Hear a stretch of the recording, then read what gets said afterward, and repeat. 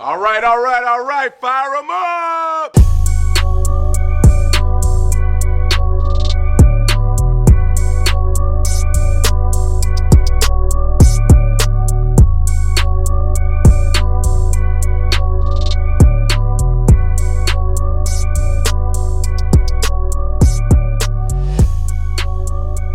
What's going on, everybody? Welcome to the Genre of Your Life podcast, a show all about movies, TV, and why we love entertainment and the genres that define us. I'm one of your hosts, Doug Jones. With me, as always, is my amazing, and I mean truly amazing co-host, one of the best friends, and one of the coolest dudes out there. It is Mr. Nick Johnson. How's it going, Nick? I'm doing good, man. I'm doing good. I'm feeling like the individual, man. How you doing? I'm doing good, man. Again, thank you again for a fun night last night. For context, you've probably this before. Nick is the best screening partner ever. Press screenings, early screenings, whatever, going to the movies. Nick has the best commentary, and Nick gets you so hyped up for these movies. So thank you for a fun night, my friend. You always make them so much fun. And I want a little applaud to you before we begin the show too. So You're, kudos to you, you're my too friend. kind, so you're far too kind. But I thank you, man. I appreciate that. No, it's true, man. You are my press screening partner for life because you make that shit so more fun. So thank you again, my good sir. Got you. No problem, man. I appreciate it. And as probably heard, just me and Nick tonight, Joelle has a job finally. Congrats, Joelle. Kudos. And I believe, I think Moses is premiering his movie, actually, I think this weekend out here in Phoenix. So we wish him the best of luck.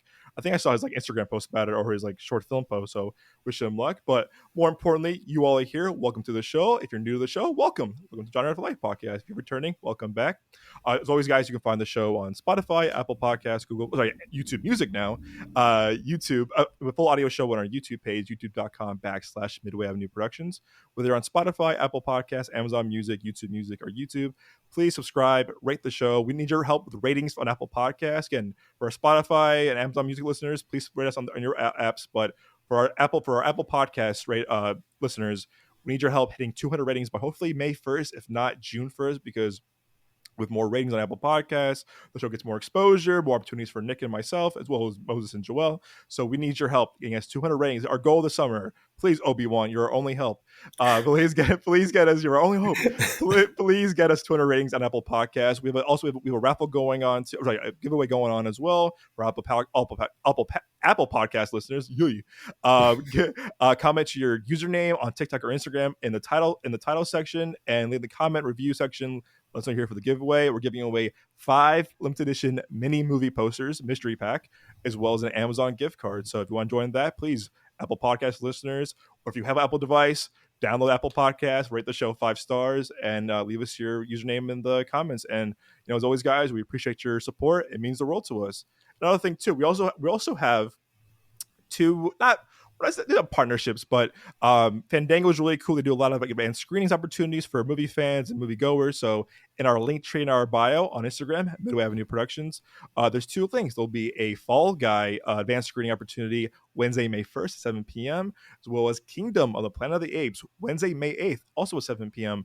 I believe all movie theaters, Regal, AMC, Cinemark, Alamo, on, are all doing these screenings. There's also going to be premium formats like a Dolby, like an IMAX. So if you want to see those movies, go to our link tree again, Midway Avenue Productions. It should be the 3rd and 4th link on that. So get your tickets today before you get sold out. So let's get into it, my boy, shall we? So first on the agenda, a movie that you and I are hyped about. June 7th cannot come soon enough. It is Bad Boys Ride or Die, the 4th installment of the Bad Boys franchise. You and I both love the 3rd one a lot. I think it's one a surprise hit. We're like, damn, this is I way think that better. was my favorite. It's good. Yeah, man. I said it. That might be my number 1 out of the trilogy so far. It's good, man, because it came when it was announced. We were like, yes, finally, after I don't know, it was 15 years, 17 years, I want to say. And I remember you and I texting about it because I was in LA at the time when I saw it. You were still in Phoenix, and we were like, dude, oh my God, this was so good, so much to it. And the way you kind of analyze it as well was the thing of the son, with his son, spoilers alert, with his son, and with what happened or whatever. Why did you love 3 so much, in your own opinion? So for me, 3 was just, I think part of it was more of an emotional story. And like you just said, I feel like there was more to decode, Mhm. for lack of a better term. Like one was great. One is a classic. And I think like one is probably my favorite of the portrayals of the two characters. They felt more like equal, and then like they kind of veered off into like Will Smith is the cool action guy, and Martin Lawrence is the funny kind of lame guy, and like it kind of it's funny, but I'm kind of like no, I wasn't really feeling that, and there was a little bit of that in this third one, but overall, man, like the whole emotional aspect of Mike Lowry kind of having to deal with his like past sins and his like demons and stuff like that. I thought that was really cool, and how it was represented, and kind of like the fact that the main antagonist was just his son, who also acted as a dark reflection of Mike Lowry himself, because he had that one scene, he's like, he's angry like me, he's dangerous like me, and like da da da da da, and it's like it was just kind of like his son was the personification of his dark past coming back to haunt him. Mhm. You know what I mean? And even like the last fight scene where they were in that building and it started to burn down, it it literally looked like they were fighting in hell. And with the whole motif of she's a witch, and like I said, the final battle is in an area that resembles hell, and there was it's just kind of like I didn't really get that from the other two basically, so I had a Yeah. lot of fun with that, and and the whole discussion that he was having with Martin Lawrence on the plane, and he's like, Mike, you fucked a married witch, and he had that line like he's like he's like a supernatural ass beating from thine own loins, but it's like that's kind of real though, because that's really what Mike was dealing with in this movie. But I just like that aspect of it a lot, and it was just really fun on top of that. And I think this was also the first movie where it kind of felt like there were actual stakes for like the main characters for Will Smith and Martin Lawrence. Excuse me, kind of blanked out for a second. Edit that out. I'm playing, but it's just kind of because like the first two movies, it was like, yeah, they're in danger, but we there's a general sense that they're still going to be all right. You know what I mean? It never really felt like, oh man, like are they actually going to make it out of this? It always just was like, I'm having fun watching them on this adventure. With the Yeah. third one, it starts off. Spoiler alert for those of you who haven't seen it yet. It's been a few years. It starts off with Will Smith getting shot, and it was kind of like, oh dang. Now there's Yeah. still like the kind of like, I'm sure he's going to be okay, but when he got shot, they definitely took their time with it, and they showed the kind of how it impacted some of the people in his life. You know what I mean? And it really felt like, oh wow, maybe one of them like won't make it out of this, because also the actors and the characters obviously are older now, so you're kind of dealing with that. But yeah, just yeah. So it's my favorite. It's my favorite one. It's good, dude. I'm good. Yeah. I'm definitely gonna rewatch.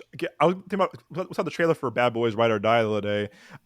I still think but they botched the kind of like could have been Bad Boys for life, but again, they didn't know they're gonna Mhm. do a fourth movie because the Yeah. last one made so much money. It also came out before COVID, so it was just like, oh my gosh, like it made so much money. It was one of Will Smith's like most like recent big hits, other than Suicide Squad. It kind of also brought Martin Lawrence back on the map for the Hmm. movies and kind of like entertainment. Um, but that I after watching the trailer for Bad Boys Ride or Die, it got me so hyped that I wanted to rewatch all three of them like that day. I was like, you know what? I'm gonna rewatch them like closer to when we see the screening of the fourth one, probably. Because I'm like, you know what? I'll be fresh in my mind. I want to go through them like one, two, three, and then like right into four when we see four over the summer. Yeah. So I thought the trailer was awesome. I thought the trailer was so much fun.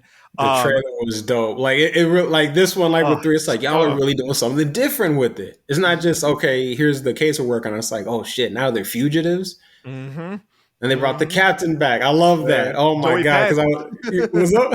Joey Pants, yeah, man. They brought him back. Bro, Dude. I like that they brought him back, and I like how they brought him back. I feel like I'm gonna have fun with that for sure. That's really exciting. And to me, I loved like first off, the chemistry between Will Smith and Martin Lawrence is just there. It has never left. And Hmm. I love the opening thing where like the 7-Eleven, he goes, Yeah. are those dogs fresh? Because you never get a hot dog at 7-Eleven. He goes, yeah. As of yesterday, you're just like, oh no, bro, don't eat it, man. Don't eat it. He was like, let me get some relish on that motherfucker. I was like, bro. You never eat the hot dogs, the rolling hot dogs at 7-Eleven. But no, the vibe of it all seems just like, oh, the Reggie thing too. He goes, you need to get a job. I'm in the military, sir. Then deploy. Yeah. Oh my gosh. It's so funny. And again, it's that bring Reggie back, bring the captain back. Like I, it's like not a beat has like missed with them. Yeah. And I love, dude, the shot I love the most. And I feel this is a shot where like the action. It feels very good. I know the guys, Bilal and El Deal, like they're big Michael Bay fans too. So like Hmm. the shootout scene in that trailer reminded me a lot of like the earlier all three films actually. But the Yeah. shot I love the most is when Will Smith like throws the gun and the camera goes with the gun to Martin Lawrence. Hmm. Oh, dude, goosebumps. That shit got me so hyped. I was like, I want to see it now. I want to see the Yep. movie. It's like tomorrow. Like, please, I want to see it now. I was gonna say too, and I always forget too that these guys did the scrapped Batgirl movie. I feel so bad about that, man, because it's like, why'd y'all make they made the whole movie, completed it, and then was, nah, we're just not gonna release it. Like, what the fuck? so what? I feel bad for them though. Yeah. I remember we talked about it like before we had the podcast too. I think like 2 years ago. So Hmm. I heard two different things. I heard one thing was that like it was the test screenings of it was like terrible. Like they were all like in test screenings mostly again for usually both more for most of for most of like major motion picture major like blockbusters and IPs they'll test movies minus BVS as we said in our last episode of the podcast. But for Yeah. most of the time they'll test movies. So you get the audience score like hey what do you think of it? What can we change? What can we take out? What can we put back in? Whatever. It's a very kind of like it's a very long and kind of like lengthy process. So what I heard is that it was failing on all things. It was just like it was failing. Like it just the audience were not into it. It could be like really bad scores. And remember I this movie. I Go find that ahead. very hard to believe, especially It's after Bad Boys 3. you would yeah. And also, you guys also did Mrs. Marvel. Like I didn't see Mrs. Marvel by Miss Marvel, so I heard Miss Marvel. She's not that old. Miss Marvel. Sorry, Yeah. No, Miss Miss Marvel. Marvel was dope. Miss Marvel was definitely dope. And so, like, from what I heard too, is that they did the best episodes of Miss Marvel. So they're like, these guys know what they're doing. They know how to do action. They know how to do like kind of character stuff. And I'm like, oh, that's so cool. And I'm like, that's awesome. And then I heard they got announced. I'm like, oh, I love Bad Boys for Life. For life, I'm just like, cool. I'm with it. And then then you hear these things. Well, also too, remember, Batgirl was also bought and being made before Discovery bought Warner Brothers. So Mm. the Snyder era, like what was going on at the time, like that time, like well, the DCEU as we knew back then was still under the regime of like that Warner Brothers before Discovery bought it. Um, It, but it kind of was, because I also remember Michael Keaton was going to be the Batman in that that's right, universe. that's right. Yes, And I remember being confused as shit, because it was like, well, how is Michael Keaton's Batman, but what's his name? J.K. Simmons is still James Gordon? Well, that yeah, doesn't yeah. add up. It didn't make sense. You're like, wait, where are we going with this? And Yeah.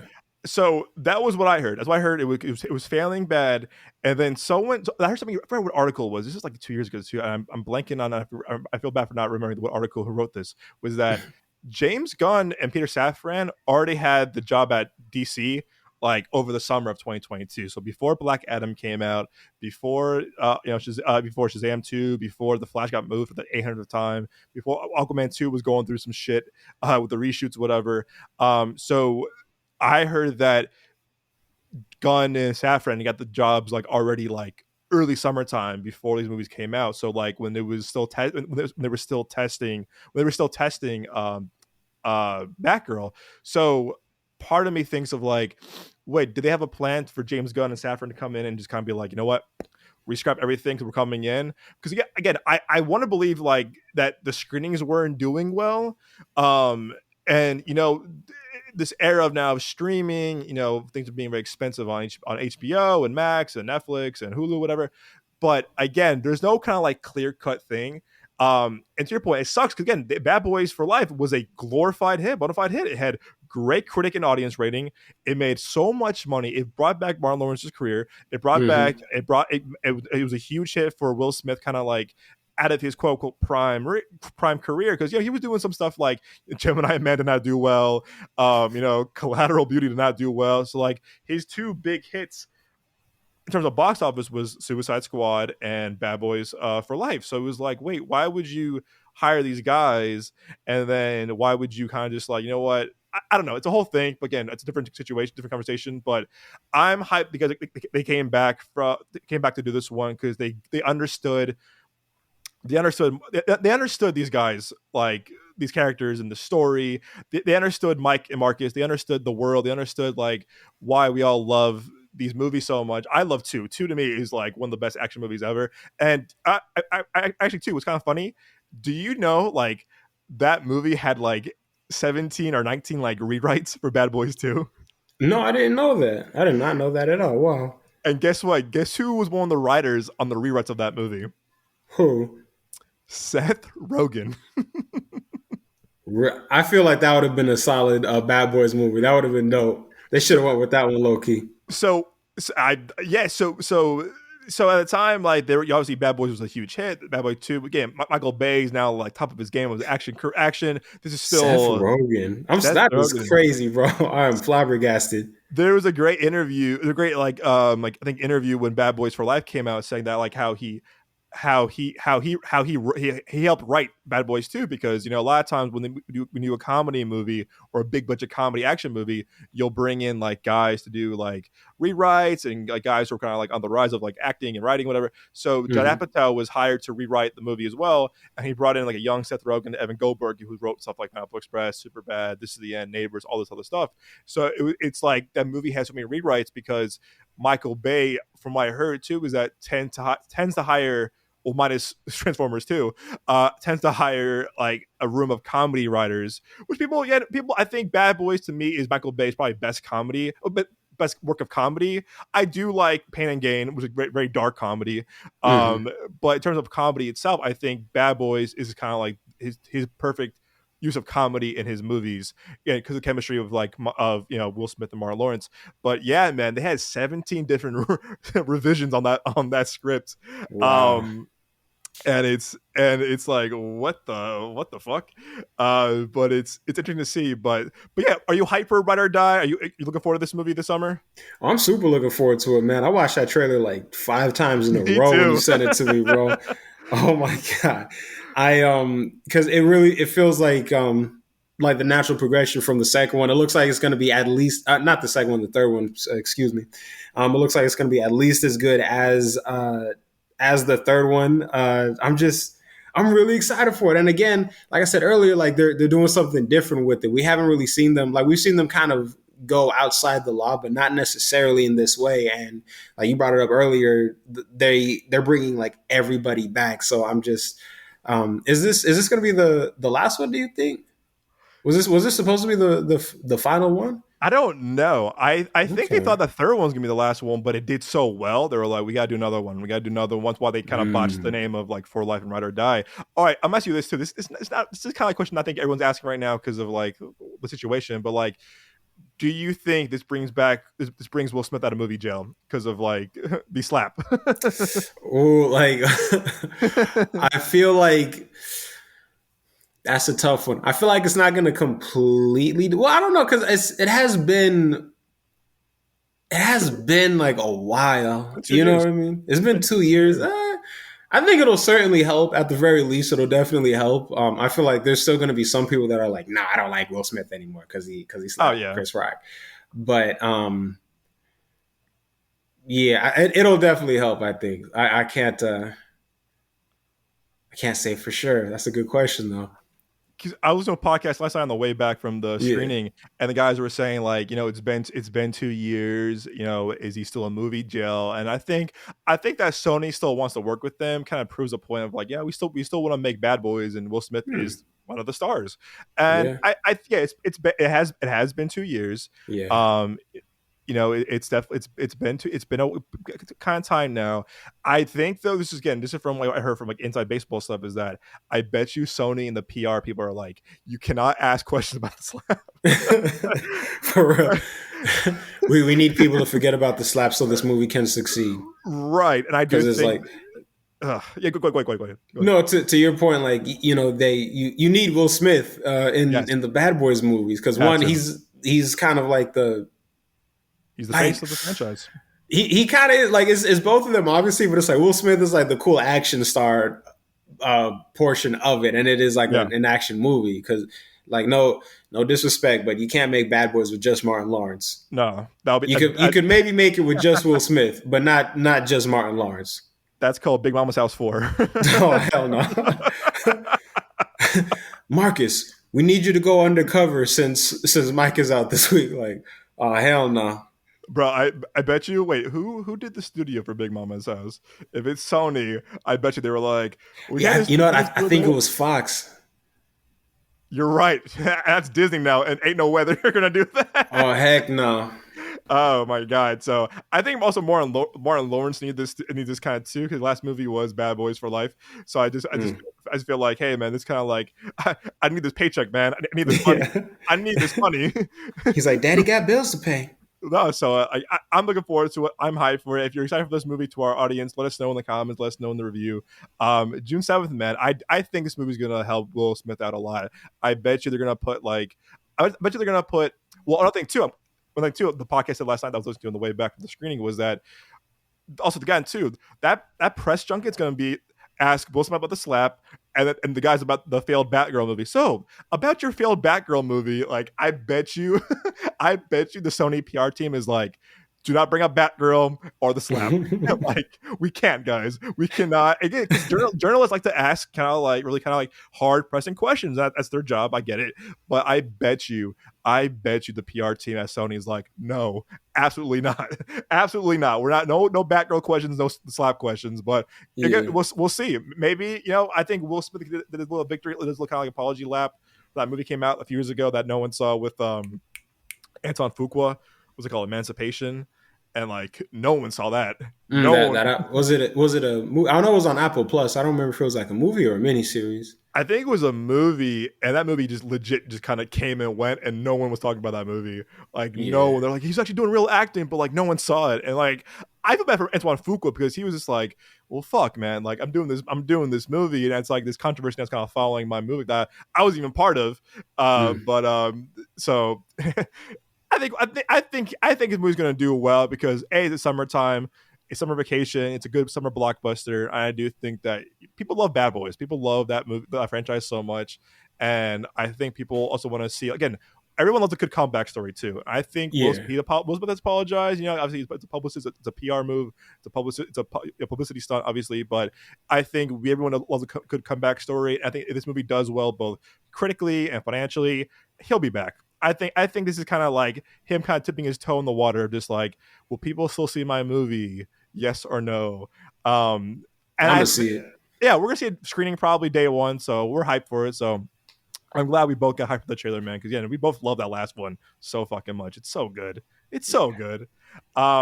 Speaking of franchises too, also of a franchise that maybe should have ended a while ago is Matrix. The Matrix. Shit.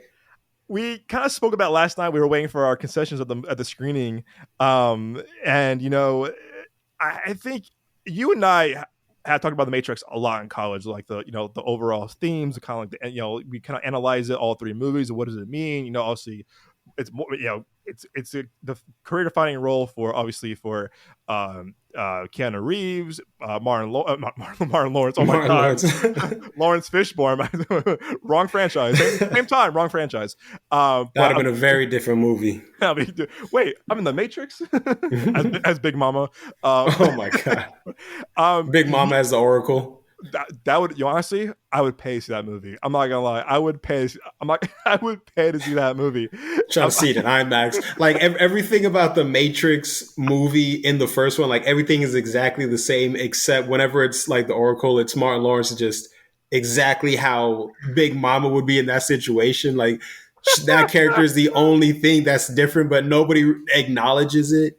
Bro. That I'm not gonna lie, Nick. Drew Goddard, come on, man. Matrix 5. Nick has your idea right here, my friend. There you go. There you Write it go. down. But you know, I'm right here, Hollywood. make it happen. Listen, this man has ideas, guys. He's giving you ideas. Please, please listen to the show.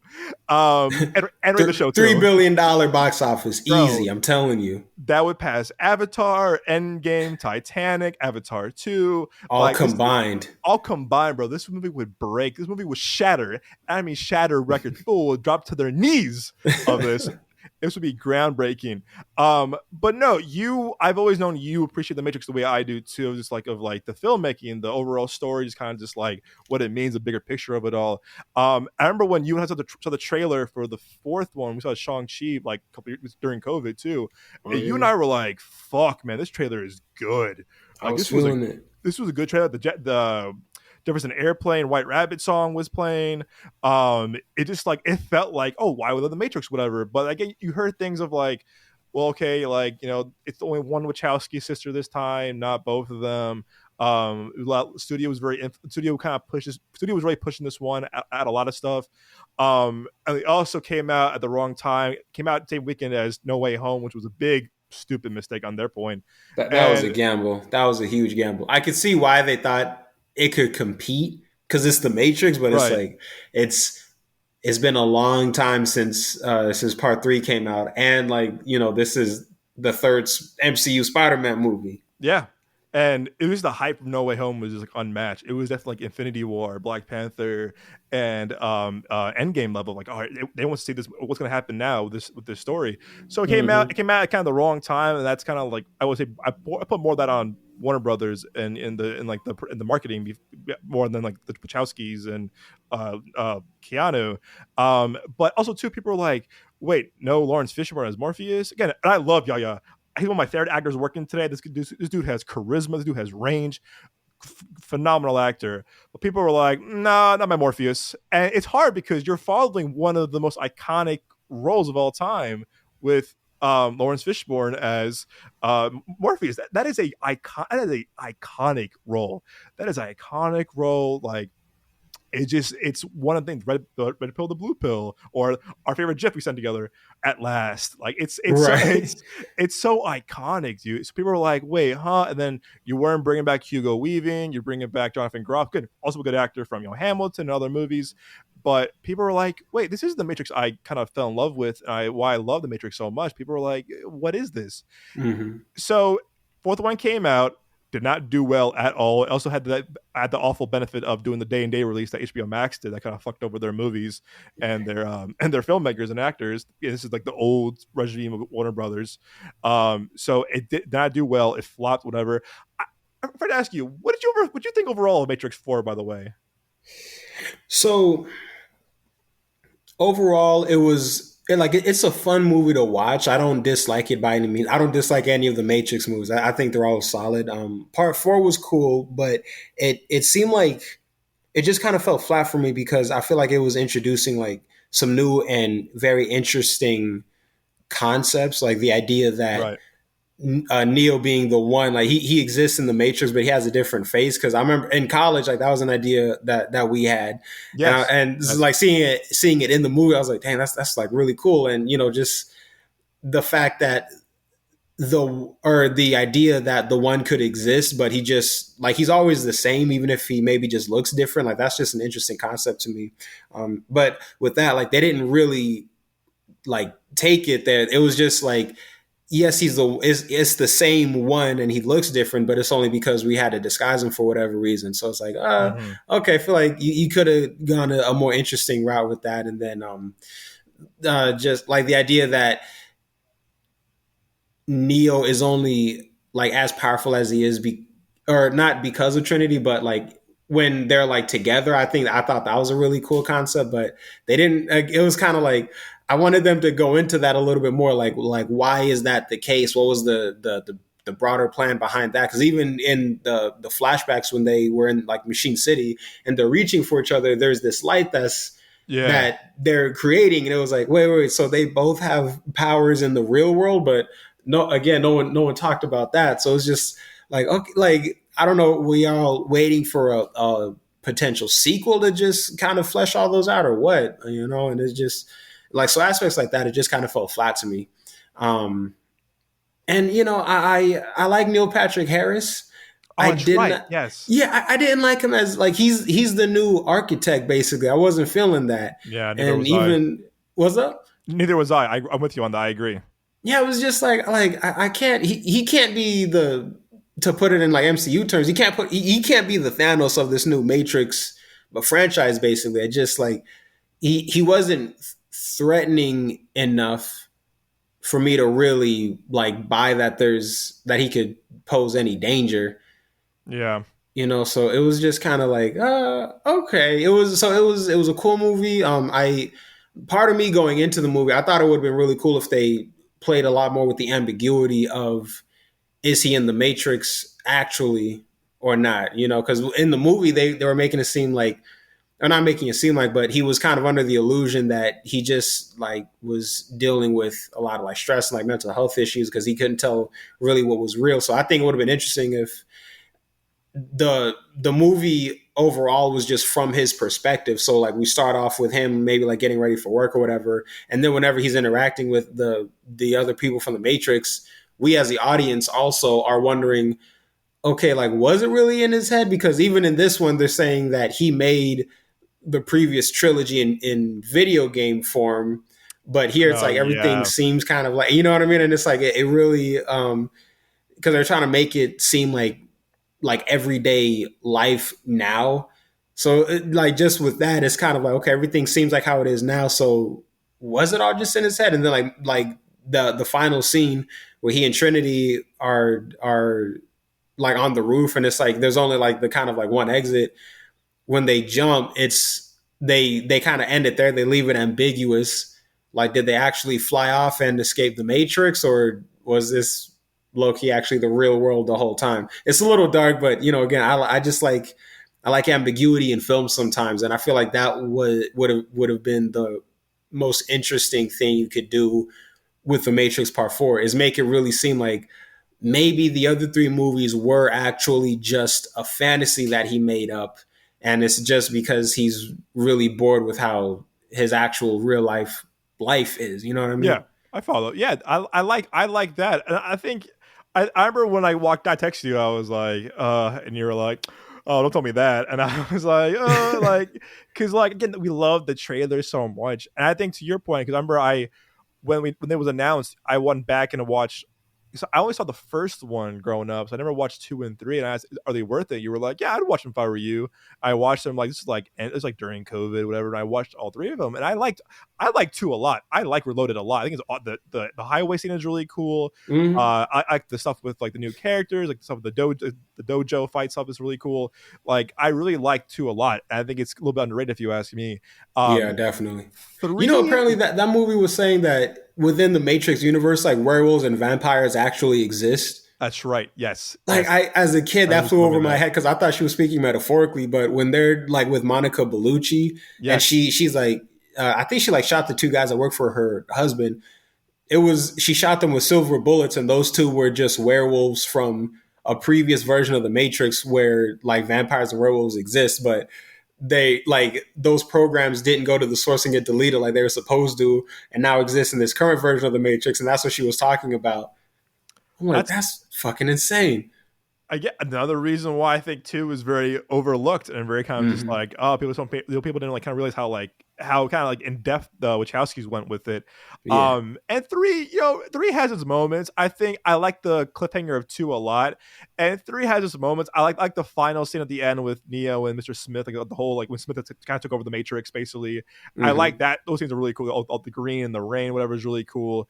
But I think people had a still sour taste in their mouth from the third movie because remember the third one people did not get the third one at all, and people are like another one, and then they hear this one wasn't as good as the first two. People are like, yeah, I'm good, and that movie cost them Yeah. a lot. I mean, a lot of money. But I think also too people were kind of like more invested with John Wick at the time too. Like, I think people were like, oh yeah, The Matrix, but like I'm all about John Wick now. It's kind of like yeah, see ya. Like they kind of like their new love was John Wick, Right. and they're like, oh, that's a new franchise now, and makes sense. If all four movies are very consistent with their stories and and Keanu and the action. So the fifth one was announced with the fourth one too. I remember the fourth one though is like I remember seeing it. I remember like I was pretty surprised. I walked into a really kind of crowded theater, and I was like, "Oh, okay, this is quite cool." See, kind of like a crowded room with it, but you could tell like when the jokes were not landing, no one was laughing, and Right. when it ended, people were just like, I remember the guy next to me was like, "Well, that happened," and just left. Damn. He just left, and I was like, oh, "Okay." And I remember I was like, I think I was like, okay, it wasn't too bad. And then I thought about it more on the drive home, and I was like, oh man, yeah, I wanted more from this. I thought the trailer was so good. I was like, that was a great teaser trailer. But the fifth one's been announced. We don't know how what it's gonna be like, whatever. So Drew Goddard, who I think is a very underrated director and writer, from Cabin in the Woods, Battle El Royale, movie that you and I both saw in college. That was really, I think it's very underrated, very Yep. underappreciated. I think also he also wrote Daredevil. Am I right on that, Nick? The Netflix show. Yeah, yeah, yeah. Yes, so that was him. So Drew Goddard's running a lot of stuff. I think he wrote the first Cloverfield. Yeah, first Cloverfield, which is one of my favorite movies of all time. He's one of the creators of Daredevil. He wrote The Martian. He was the new writer on World War Z. He also, I think he wrote, I think he co-created and wrote Lost, a very famous television show. Yep. So he was announced to do it. I'm kind of bummed that like the El Royale did not do well. I love that movie so much. It's like, oh man, like what could have been. But I do think Cabin in the Woods is a very good horror movie as well. So yeah, he's doing Matrix 5. Okay, Matrix 5. What would you want to see out of a Matrix 5 if they do it? If they do a Matrix sequel or reboot? I mean, that's a tough because at this point, I don't know what else they really could do. You know what I mean? Because also it's like, is it going to be an actual? Is it going to be like part five for sure? Is it? Because I don't know if it's going to be like a sequel or reboot or something like that. If it's going to be a sequel, I would say maybe just kind of replace Neil Patrick Harris as the main villain. Um, Oh, please do. Yes. yeah, I just it's like you could have him there if you want, sure, but just not as the main guy because they defeated him in the first movie. Yes. So it's like, Yes. what else could you do? Exactly. You feel me? Definitely. I don't know. Maybe I guess just um, all the stuff that they kind of set up that I mentioned before in Resurrections. Just expand on that stuff. You know what I mean? Like, how do they have powers in the real world? Maybe go into a little bit more like what happened with Morpheus, or because I don't remember if they said specifically how he died. And I know like in the game he was actually like killed in the Matrix. And before part Yeah. four came out, the game was canon. So it was like, okay, that's interesting. Um, I don't know. Maybe try to reveal something new about the mythology. I don't know. Maybe have it where it's like Neo's not like the only one or some shit like that, and it's like Yeah. the two of them. There's like a dark one, but I guess that was Agent Smith's role. So yeah, I don't know. That's a good question. Um, just something like new and different, but it still makes sense within the universe. But don't just like rehash the same shit. You know what I mean? Like do something where it's like, oh man, I never thought I would see this in a Matrix movie. Like this is blowing my mind. And that's what the first one did. The first one like changed the game of Yeah. filmmaking and movie going and like how we saw science fiction. So this is on USA Today in a statement. Uh this so Drew Goddard's in the works to direct and write it. This is and the WB has announced this publicly. There are no plot details as of now or being under wraps, and there's no clear sign if Keanu or any of the cast members are coming back. And this is a statement from WB Motion Picture President of Production Jesse Ehrman said. Drew came to Warner Brothers with a new idea that we all believe would be an incredible way to continue the Matrix world by honoring what Lana and Lily began over 25 years ago, offering a new unique perspective based on his own love of the series and characters. The entire team at WBD is thrilled to have. thrilled for Drew to be making this new Matrix film, adding his vision to the cinematic canon, which Wachowski spent a quarter of century of building here at the studio. Hmm. And Goddard said how Matrix movies changed his life in cinema for him, and how that the Wachowskis kind of inspired him to become a filmmaker as well as like a writer. So I cannot wait to tell my own story within this world. Um, so maybe yeah, this is like yeah, this is all the fourth one came out in 2021. Obviously, blah blah blah blah. Yeah, the fourth one did not do well. Yeah, right here, box office flop. Only $37 million at the box office. That's not good at all. Damn. Like all Warner Bros. 2020 films, it was released on HBO Max same day and daily, which was a stupid decision. But this is his first movie he's gonna be doing since Bad Times at the El Royale. So yeah, it's been a while. Been a while, as we all can tell. Yep. Um, so so yeah, I mean, Drew Goddard to me has proven himself with Cabin in the Woods. With El Royale, obviously, and writing for Daredevil on Netflix, which is a very great show. Um, you know, if they're gonna do this actually happens. It doesn't get canceled or whatever.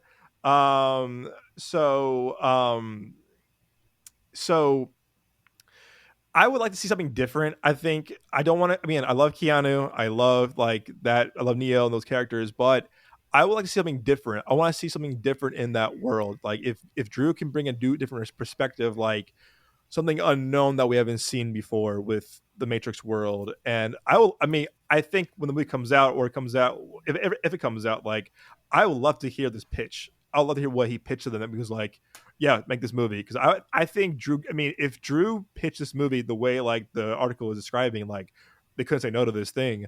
I want to know what that pitch was. Like, how did he pitch it? What did he come in the idea with? Because it must have been something of like, yo, like we can see this happen. And I don't know. Do you think that this would be an HBO or a Max movie? Or I think this would be a theatrical release. What do you think about that? I would prefer it to be a theatrical release. I feel like The Same. Matrix is it's one of those movies like it can't just premiere on streaming. Like it's got to be seen on the big screen, you know. So Yeah. that's what I would do. I wouldn't do like same day streaming. I feel like that kind of No. that like you would risk fucking up the money at that point. Um, but yeah, bro.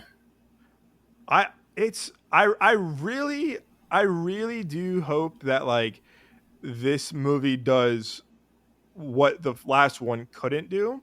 But Yeah. I think what we've seen pretty well, I think, with the reboots is that if you reboot something that is fresh and original and is unique, Hmm. like that brings a lot of kind of like creativity to the like a lot of appeal to the to your product to your movie or show. I Yeah. think stuff like I'm trying to think of example of, like good reboots of like the kind of like I mean obviously Blade Runner 2049 was a reboot sequel to kind of like it brought back obviously Harrison Ford, but like kind of gave its own story with like Ryan Gosling or Yeah. example like uh I think like Cobra Kai or Ghostbusters Afterlife, where it was like it's a reboot, but it's doing its own thing. And I think that like if they can like really kind of nail something like to your point too, Nick, if like something new, like we haven't seen this before with the Matrix world, like new characters, a new story, like bring us in and like okay, we can get on board with this the way we felt with the first two movies. I mean it's always worth the shot. It's Yeah. always worth the shot. My thing too is that do you think because how badly the fourth one did, this will affect this new one? Yeah. I feel like chances are it's gonna be a reboot because again, it's like Has to at be. this point, what else can you do with the Matrix, especially if you're going to bring everybody like back, you know? So it's like I kind of feel like reboot, soft reboot, like sequel type reboot, kind of like how you mentioned, like Blade Runner 2049, where it's like it's a sequel, it's a continuation, but it's wholly different. Yeah. You know what I mean? And it's all new and it's all fresh. Low key, Denis Villeneuve would be a killer choice Oh. to direct a Matrix movie. Oh my god, bro. He would eat that shit up, bro. Holy macaroni and cheese, bro. That would be amazing. But Oh um, man. He would yeah. eat that shit up, bro. Oh. No, he would body that. It'd be like this motherfucker don't miss.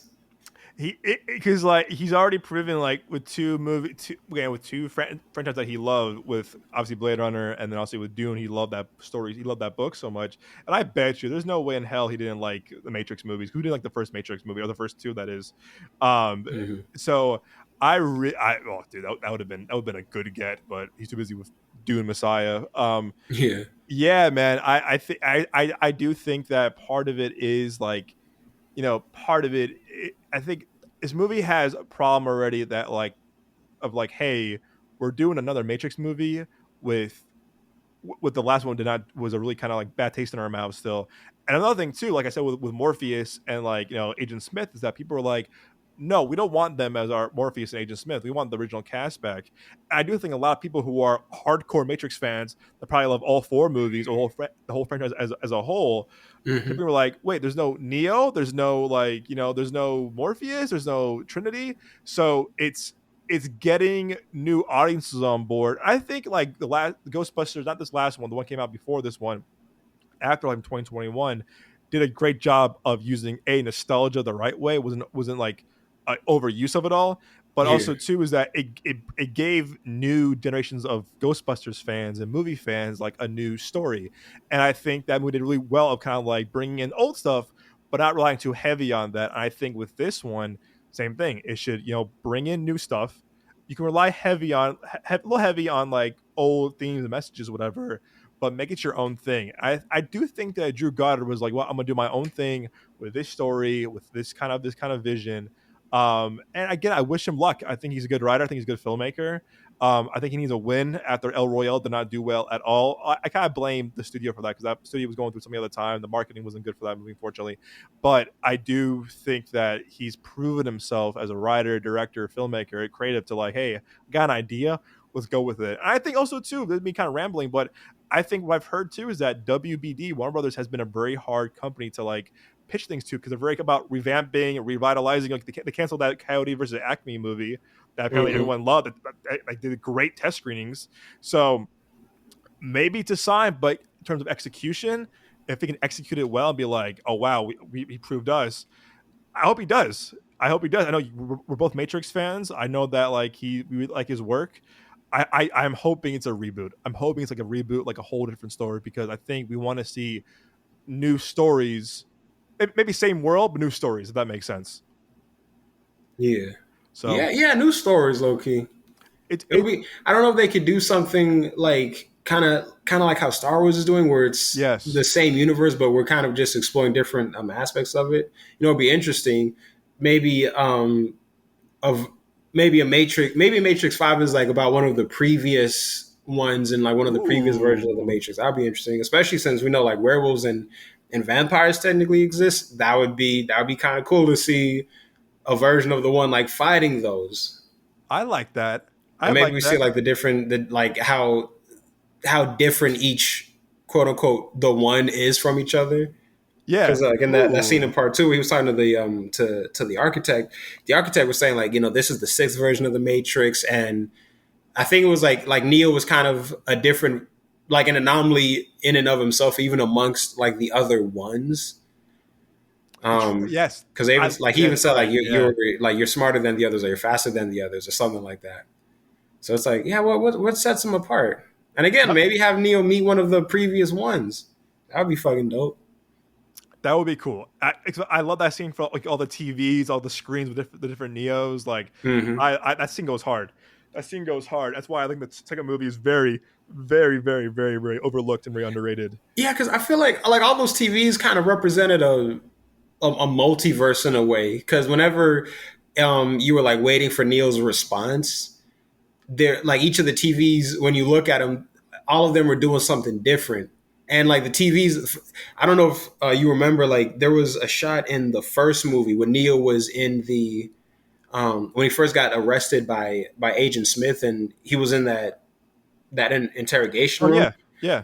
Like like right before that shot kind of begins, you're looking at it on a TV screen, and it's the same type of TV screen from the architect's little layer or whatever. So that implies that even since like that, it implies that that was like the architect was watching Neo at that point.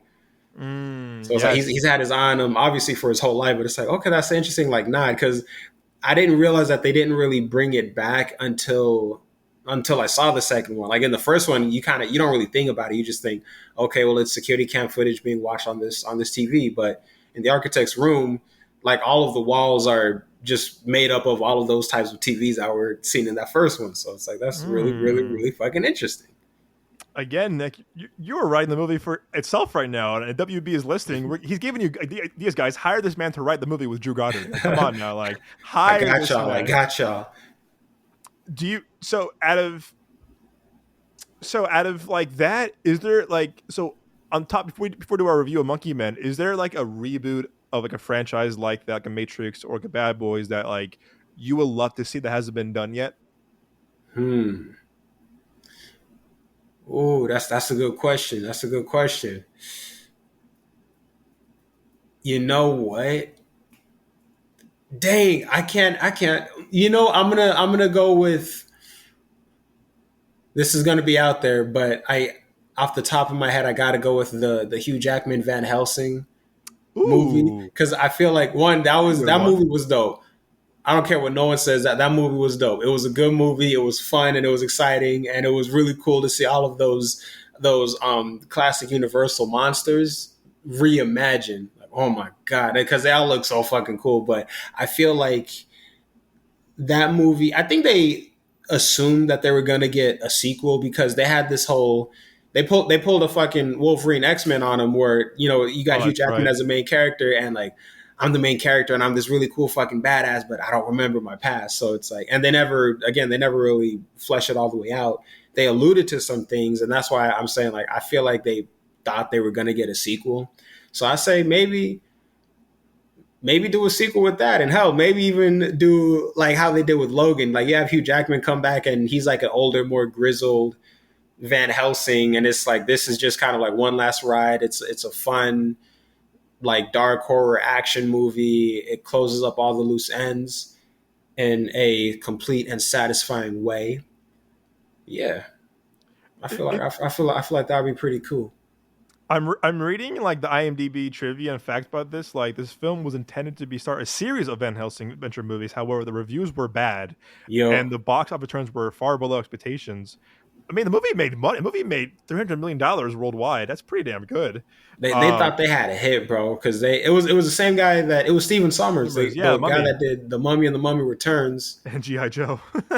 Oh my god, I don't know what the fuck that was all about. Me- uh, um, GI Joe, GI Joe. Rise of Cobra. That movie's a fucking fever dream. That's a good one, dude. I think that movie has a little bit of a cult following too. Hmm. Um, yeah, that's a. I mean, this movie made $52 million opening weekend, which not movies like that people would kill for the opening like that. I mean, it had a high budget, $160 million. It's a very high budget for a movie. I mean, a movie like that, what get made nowadays on that level, or it'll be a streaming movie. And it made 120 mil US and 300 worldwide. I mean, 160, but I mean 160. That's a lot. That's a lot. Plus marketing and stuff like that. So I guess they wanted like at the Mummy level of like box office, and they were like, nah. Yeah. And is it kind of like a similar thing to like the Mummy, like the Mummy, like the reboot with Tom Cruise? Like they had an idea to be like make this movie, and they're like we have a plan, and the movie did flop. The movie flopped. The movie You know what? crashed and burned. I guess it is a similar situation. The only difference, though, I'll say, is with the Tom Cruise Mummy. From what I understand, it seemed like while they were making the movie, he basically just took over. Like Oh apparently he was no. low key just directing the movie himself and he was like changing a lot of like the ending and like how his character's arc was supposed to end up and blah blah blah, and like that was kind of why the movie ultimately didn't do well because I guess like the story kind of changed. I liked the movie before I knew all of that. I had a really fun time with it, but so I'll say like maybe that's the difference. Like Hugh Jackman didn't come in and just like take over, but it was definitely, and also it was definitely like I could see a sequel being made, but it didn't seem like they were what's the word they weren't really like sequel baiting as hard as the Tom Cruise Mummy was. Right. It wasn't. It was like it wasn't really like Easter eggs. Like, oh, here's Dracula's like head in a jar, or here's the arm from the creature from the Black Lagoon. Like with Van Helsing, Right. it was very much it was like an established world. Like all of the monsters are established characters, like it's all common knowledge, and it's all out there, like all in the open. It was just kind of like, and it made sense, like this dude's a monster hunter, he's gonna meet all of these monsters. With the Tom Cruise one, it was like how I said, like it was sequel baiting kind of hard. Like with Tom Cruise, like he was just a regular guy, and then he got thrust into this world of like gods and monsters and shit. And so then with that, it's like, okay, now we can start putting in those Easter eggs when we're in Russell Crowe's, aka like Dr. Jekyll, Mr. Hyde's like office, because he's like the Nick Fury of this world, and so he's Yeah. gonna have all the little trinkets and gadgets and artifacts and stuff like that. With Van Helsing, it was just, it would be kind of weird if he didn't come across these guys, since this is his whole thing, you know. So I'll say it like that. Yeah, it's I haven't watched Van Helsing in a long time. I think as a kid, this movie's pretty dope, but I mean, I haven't watched it in a long time, and your taste might change as the years go on. But it got me going. Kind of want to revisit that movie now, and kind of like, oh, actually, what was this movie all about? I gotta think of like one that I would. I have an idea for one. I think my friend and I talked about this a lot when we were in high school. You know the movie Jumper? Oh yeah, that's my shit. That's a movie that I think has like a good premise, but like kind of boo boo execution. Hmm.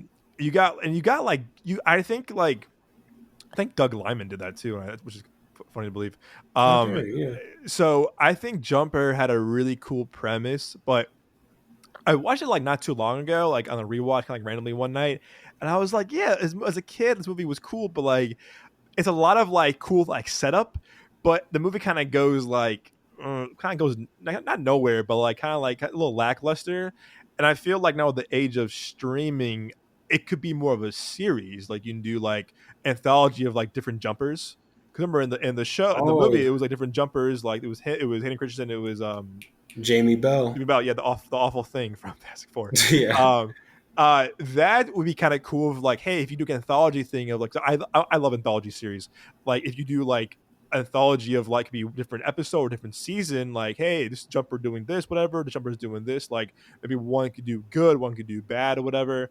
Yeah. Because it would be kind of Yeah, cool. that'd be interesting.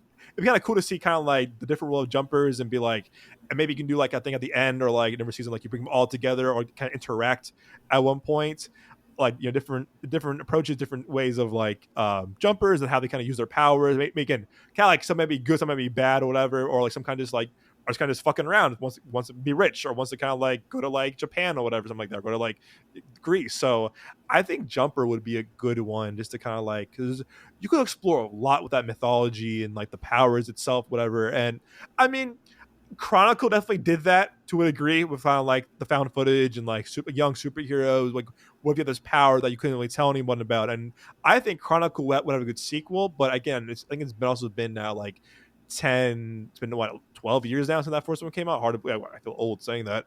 Damn, yeah. Um, I think Chronicle would also be a cool one to reboot, but the first one is so good and it's so like special for its own reason It's a that gem. it's a gem, man. It's a You can't gem, recreate that magic, bro. and you can't bring back Josh Trank, unfortunately. You can't bring back Max Landis, and then they both kind of like fucked over their careers apparently. No, they did. So it's just like, oh man, like what could you do with this? But yeah, Jumper was one I think about a lot. Like just watching it last year, like as a kid in high school, me and my friend Give him talk about it all the time. I'm like, yo, like what if they did Jumper like this, whatever, do like this, whatever. And now the age of like, and I would love to see another Jumper movie. Don't get me wrong, but like streaming, and again, I know more of a pro theatrical person.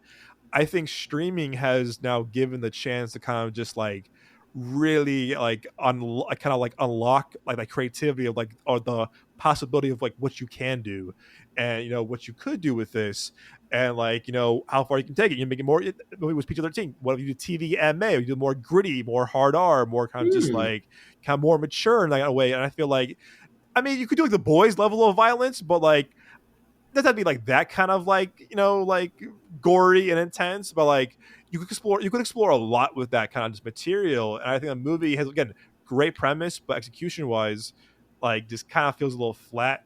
I'm trying to think who wrote Jumper. Let me see. I know Doug Liman did it. And let's see, I think the movie made money. I remember the movie made money when it came out. Prince of Persia, that's hilarious. That's hilarious. Similar movies, Prince of Persia. Not really. David S. Goyer wrote that. Damn. David Goyer and Simon Kinberg both wrote that movie together. What an interesting combination. And the guy named Jim Yules. Wow. Jim Mules. Jim No, I'm not Yules, guess familiar what? with him. Wrote Fight Club. Really? Holy Yeah. And his wow. last movie he wrote, Jumper. Damn.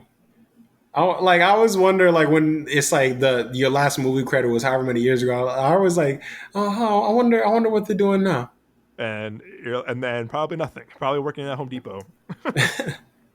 Or maybe Yeah, they're like professors in their field or something like that. I don't know.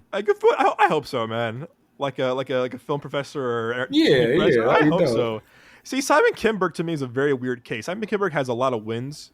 Don't get me wrong, but like he also has a lot of like lows too, like Dark Phoenix. I feel Um, bad for him on Dark Phoenix, bro, he got because fucked. it he got fucked hard. Pause. Yeah. No, he did because it was bad timing for him because of like Yeah. the Disney merger. It was just like it was bad timing, like. And he's written stuff like again, obviously like Future Past, the first Sherlock Holmes with With Downey Robert Downey Jr. Jr.? Yeah, he also Okay. wrote the Triple X with Ice Cube. Oh, okay. I didn't see that one. I didn't see that one. Not the best. I'll be I honest, not saw the both best. of the Vin Diesel ones. I'll try. I remember you saw the one in college, and I was like, "Was it that bad?" And you were like, "It's not great, but also it's not terrible either." No, it was actually like really fun. I enjoyed it a lot more than I thought I was going to. I was very thoroughly surprised. Having said that, I've only seen it the one time though, so I don't. If I give it a rewatch, I don't know what my reaction is going to be. But like in theaters, I was like, "This is dope. This is fun." Yeah, again, I think Vin Diesel is definitely. I mean, mine is Bloodshot. That it's definitely like again. I think the original one obviously. I think as a kid I enjoyed the Ice Cube one too. Like, oh, it's Ice Cube from Daddy Daycare. Or not Daddy Daycare. Oh my god. Not that daycare. Are we Fucking done? barbershop. No. What's the one with the kids? Not Daddy Daycare. Are we there yet? Yes, Are We There Yet? I love that movie as a kid. Yeah, I loved Are We There Yet as a kid. I love that movie so much with the cool car, he had a really cool car, and the kid throwing up in the car. that shit was funny. And I loved Daddy Daycare with Eddie Murphy. I love those movies Yeah. were a huge part of my childhood. But like the Triple X movies are definitely fun. I think Vin Diesel still has kind of star power a little bit with fast movies, but other things not so much, unfortunately. It seems like he's kind of dwindling in star power, or with the Yeah, he Fast and is. Furious movies, because it's like, bro, just low key, just wrap it up. This does like they're fun kind of popcorn flicks, but even then, it's like, they're not as fun anymore. Like I'm gonna watch it for the quote unquote spectacle of it, because like Right. y'all are always doing some crazy shit, but it's like first y'all were like just kind of good racing movies, and then it was like around like 4, 5, 6. That's kind of when it was like I think maybe like six, because I remember like four was cool. Fast Five is I think my favorite one out of in the franchise so Me far. too. And then like 6, 7, it was like what's going on here? Because they started to get more into like super spy superhero type shit. But you actually you reminded me. You made me think to your earlier question, like what franchise would I want to maybe bring back or like reboot to hopefully start off a new franchise. You mentioned his movie Bloodshot. I would definitely do that with Bloodshot as well. Yo, dude, that was the last movie I saw before COVID hit, and I was Oh so damn. mad, bro. I'm in the theater Because in LA. I was like, this movie sucks. it was kind of weak. Like I had fun with it, and I'm only saying like, oh, the main reason I'm saying like, oh, I would definitely like maybe try to reboot that because I feel like I do feel like it had potential, and also they were trying to start like a new. I think it was like the Image Comics. It was no, not Yeah, Image Comics. It was like Variant Comics, I think, or Valiant Comics. Pardon me. I think it was like the Valiant Comics universe because they had like Dead or Blood Sport was just like was it Blood Sport or Bloodshot? I think it's Bloodshot. I'm Bloodshot, confused. my bad. I'm confused too. I'm confused too. Don't worry. Because Bloodsport was Idris Elba in the Suicide Squad. That's what I'm That's thinking of. But right. That's right. Me too. Bloodshot, like because I remember I think either like in high school or in college, there's this YouTuber.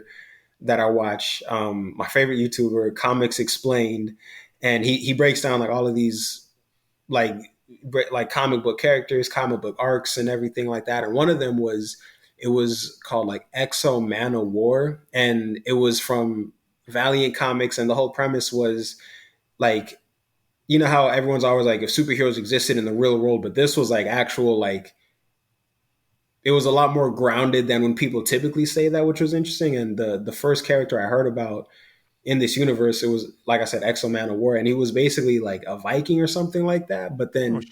it was like aliens came down and were trying to like take over his land, and then he got on the ship and was they pulled a Captain America, and he was in suspended animation for like thousands of years or however like hundreds of thousands of years or something like that. He woke up like in modern day basically, but he had like one of the aliens like suits. It was just stuck to his body, but it's kind of like Blue Beetle esque, where it's like it's stuck to his body, and he can like make all these weapons from it, and he's like durable and super strong, and so like that was like his whole thing. But I learned later on that like one of the other characters in this universe was Bloodshot, and there's like all these different versions of Bloodshot, like different men have been Bloodshot, which is interesting. So it's always kind of like a different story.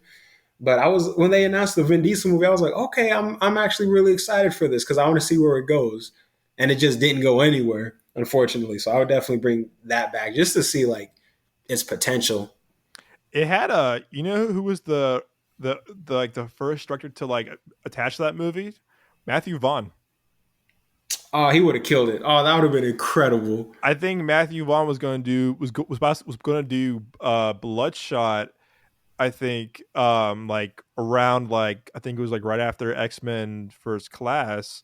But I think he got like he was that or Kingsman. He did Kingsman, but like the studio hired him to do Bloodshot, and that would have been really cool. That would have been really cool. I feel like he would have got that kind of that tone down, like rated R kind of like feel to it. Yeah, Yeah, because again, also a very good trailer. Just again, I haven't seen it since I saw it during right before COVID hit back in LA. I was remember just being like, okay, I guess. But again, that also I think that movie had a trouble of like marketing because things shut down right after that movie came out. But I think also it was just also wasn't marketed very well either. Um, I think to your point earlier too, Vin Diesel star power is kind of like no pun intended, kind of running out of gas. In terms yeah, of kind of just like what he can bring. It's why he's lucky to have like a thing like Guardians because like he's doing a voice, probably made hella money off of it, or with Fast still has an audience, worldwide, and they're still one of the most like profitable franchises of all time. But that's a good one. I haven't thought about that one in a while. That's one I think that could have been, or even like a series could be done right with the right people involved. yeah, It's funny too. When you were thinking about that too, I was thinking what else I could, bring back. You ever see the movie In Time with Timberlake?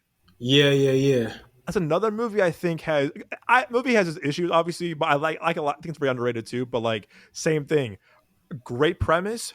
Just kind of feels a little flat towards the end of like where things kind of go and like what kind of sets. Again, also a movie that was set up for a sequel never happened because the box office was terrible. yeah, But I think if you can do that, if you can bring that movie back, or either we do it as a movie, a series of movies, or again having benefit of streaming, do that a series. Like hey, like you can do kind of like also anthology, I guess, with a different people, different new people, like each season, where it's like, hey, you're in this universe now of In Time, or like, same thing. What if time was money, currency, which get commentary on political and like economic stance of like, particularly nowadays too, of like the world that we're in, the economy that we're in, of like, you can do a lot with like commentary of like the rich get richer, poor get poor, the middle class going extinct, but like how do you survive basically? Of like you use inflation, like last week your gas was like 2 minutes, now it's like 8 minutes. Like right, right, you can do a lot with that. I feel like the commentary of like where we are now, and I do think that that could be either good like a streaming movie, but I think with a series might benefit that kind of premise too of like you can do a lot with that kind of just like idea of like time is money, like time is this, whatever's precious. Like how are you going to pay rent this week? Oh, you want rent last year was 900 minutes. Now it's 2 days. You're like, what? Like, or 2 weeks, goddamn, whatever. It's like, oh shit. It's like I want to think about it. So I would love to get Jumpers one too, but I think In Time had a lot of potential too because it was the writer of Truman Show, Roger Hmm. Deakins being this DP. So I I think I watched it a year ago. Was it? And she liked it a lot too. Because I think it's very underrated as a sci-fi kind of like what if kind of scenario. But I think Hmm. if you bring that back as like a series and kind of just like flesh it out and expand it, you have a lot to play with, a lot to kind of like expand on. If it's kind of like and a lot of commentary on it too. But in a perfect world, you never know. I know Disney owns both those movies now, so if they want to like kind of like brush it off the kind of the archive and do a Disney Plus series or do like a Hulu series, they own both, or just Yeah, like that'd be dope. I don't know. I think you can do a lot with those movies of like I love kind of like sci-fi stuff like that where you can do a lot of stuff like that. But I do want to see a Bloodshot, like you said, Bloodshot kind of like revamped as a series or a movie because to your point too, a lot of like potential. Just the people that involved didn't know what they kind of like got their hands on with of like story wise or like again too. It's more a movie. That story has a lot of like fluff and layers to it that you could explore a lot more in a series or different movie. So you never know, or Hmm. series of films. We would say series of Right. films, but I never know. You never know. One day you might wake up like Bloodshot's being rebooted or Jumper or In Time. You never know. You never know. And they're You all never. in one cinematic universe, so they'll all cross over with each other. That would be nuts. That would be crazy. I thought Van Helsing was getting a reboot for some reason. I don't know why I thought that. I wouldn't be surprised if it came up because they've still even been talking about like giving Zorro like a reboot or a sequel or something Oh, like Tom that. They've been Holland. oh no, don't do that. That's so stupid. I genuinely feel like he was just saying that because he liked working with Tom Holland. But I'm like I can't see him as like Diego de la Vega or something like that, man. All right. Here we go. Here we go. This is Christmas of last year, right? 2023. Ready? Here we go. So the Van Helsing reboot is still confirmed. James Wan producing. Interesting. Okay. And Julius Avery directing. Interesting. Hmm. Julius Avery did What else has he done? Overlord. Ooh, okay. I'm I with fucking that. love Overlord. I love Overlord. Samaritan, not so much. Overlord was my shit. Okay, I I didn't see Samaritan, but Overlord was dope. don't. Samaritan is a waste of time. I mean, no, no. I would say I think you should watch it. I feel like you, Nick, the way you see heroes and superheroes and villains and heroes. I think you could have made a better movie out of that movie, personally. Wait, you're talking about the one with Sylvester Stallone? Yes, sir. Oh, okay. Okay, I'll give it a watch. I feel like the way you write, the way you see villains and heroes, I feel like you could make a better movie of what they made. Okay, Knowing how you okay. knowing your writing, knowing your approach to certain like themes and arcs and heroes and villains and stances, knowing the way your beautiful mind works, I definitely feel like you could write a way better movie than they did. And okay, you definitely piqued my interest and you grabbed my attention. I'm gonna put it on the list. It's again good premise, kind of again poor execution. Yeah. So okay, I'm with that. I like that. James Wan producing, I like that. No cast announcements yet. Dracula will make an appearance? Question mark. Will Hugh Jackman Hmm. reprise his role? Unlikely. This will be a fresh start. Um, Someone said that it could be a subversive approach like The Invisible Man, which I actually liked a lot. I actually like the movie a lot. Um, Because I remember like the whole Tom Cruise the Mummy thing, like that was supposed to lead into yep. like them all meeting Van Helsing or some shit like that. But again, like the way the Tom Cruise one ended, it was like, so what is Tom Cruise Van Helsing or some shit, or is like what is because he had all the mummy powers at the end. It's like what does this mean exactly? Yeah. So I'm reading the article. So yeah, they said they scrapped it after how bad the Mummy did. Which surprise, surprise. But yeah, James Wan is producing and I think writing the story with Julius Avery, who's directing and writing it. Okay, It's still at Universal. It's still at Universal. oh, okay, I'll tell I'm you with what. that. I'll tell you what. Let I think also Blumhouse should be involved with this somehow too. Oh yeah, They should give Blumhouse a somewhat bigger budget, somewhat like decent budget. If you have James Wan producing, you know he knows how to do horror and stuff like that too. I know James Wan also now partners up with Jason Blum, so give them involved too. Get Jason Blum involved as well as Universal. I'll tell you what, I'm calling it now, Nick.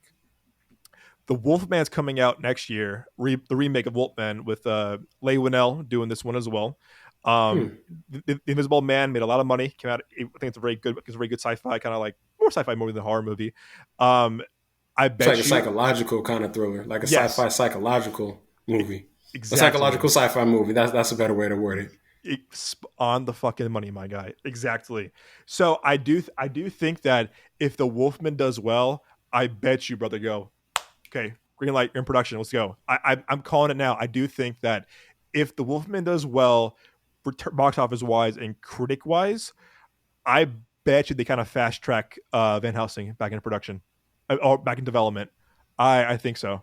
I truly think if the Wolfman delivers, I'd be down because is it going to be like a kind of sequel spinoff to The Invisible Man, or like do we not know that yet? the Wolfman or the Van Helsing? A The Wolfman? Wolf Oh Man. no! It's gonna be a whole reimagining of the story because Oh, okay. it was supposed to be Ryan Gosling, but he dropped out to do another movie. I forgot. I remember he was pissed because he was praising the hell out of the script, like how the script was great. Leigh Whannell's vision is awesome. Hmm. So he was really praising Leigh Whannell a lot, but he had to drop out because of conflicts with scheduling. So Leigh Whannell is still attached. Jason Blum is still attached to produce, and so yeah, I do think that if if Wolfman comes out January of next year, so I bet you if it does well, we'll probably hear some Van Helsing news. Okay. I I bet hope it you does well because I would definitely love for like a Van Helsing reboot. Obviously, that would be cool. that'd be cool. I think if you got Jason Blum, James Wan attached, Julius Avery attached, I think it's possible. I think it's possible. They have a lot of pull at Universal, so I could see it. But yeah, we'll see. Yeah. Alrighty, my guy. Let's get into our main event tonight on this episode of the podcast, which is our review of Dev Patel's directorial debut, produced by the one and only Jordan Peele, Monkey Man. If you guys see the trailer for Monkey Man, it's very John Wick esque revenge story kind of thing.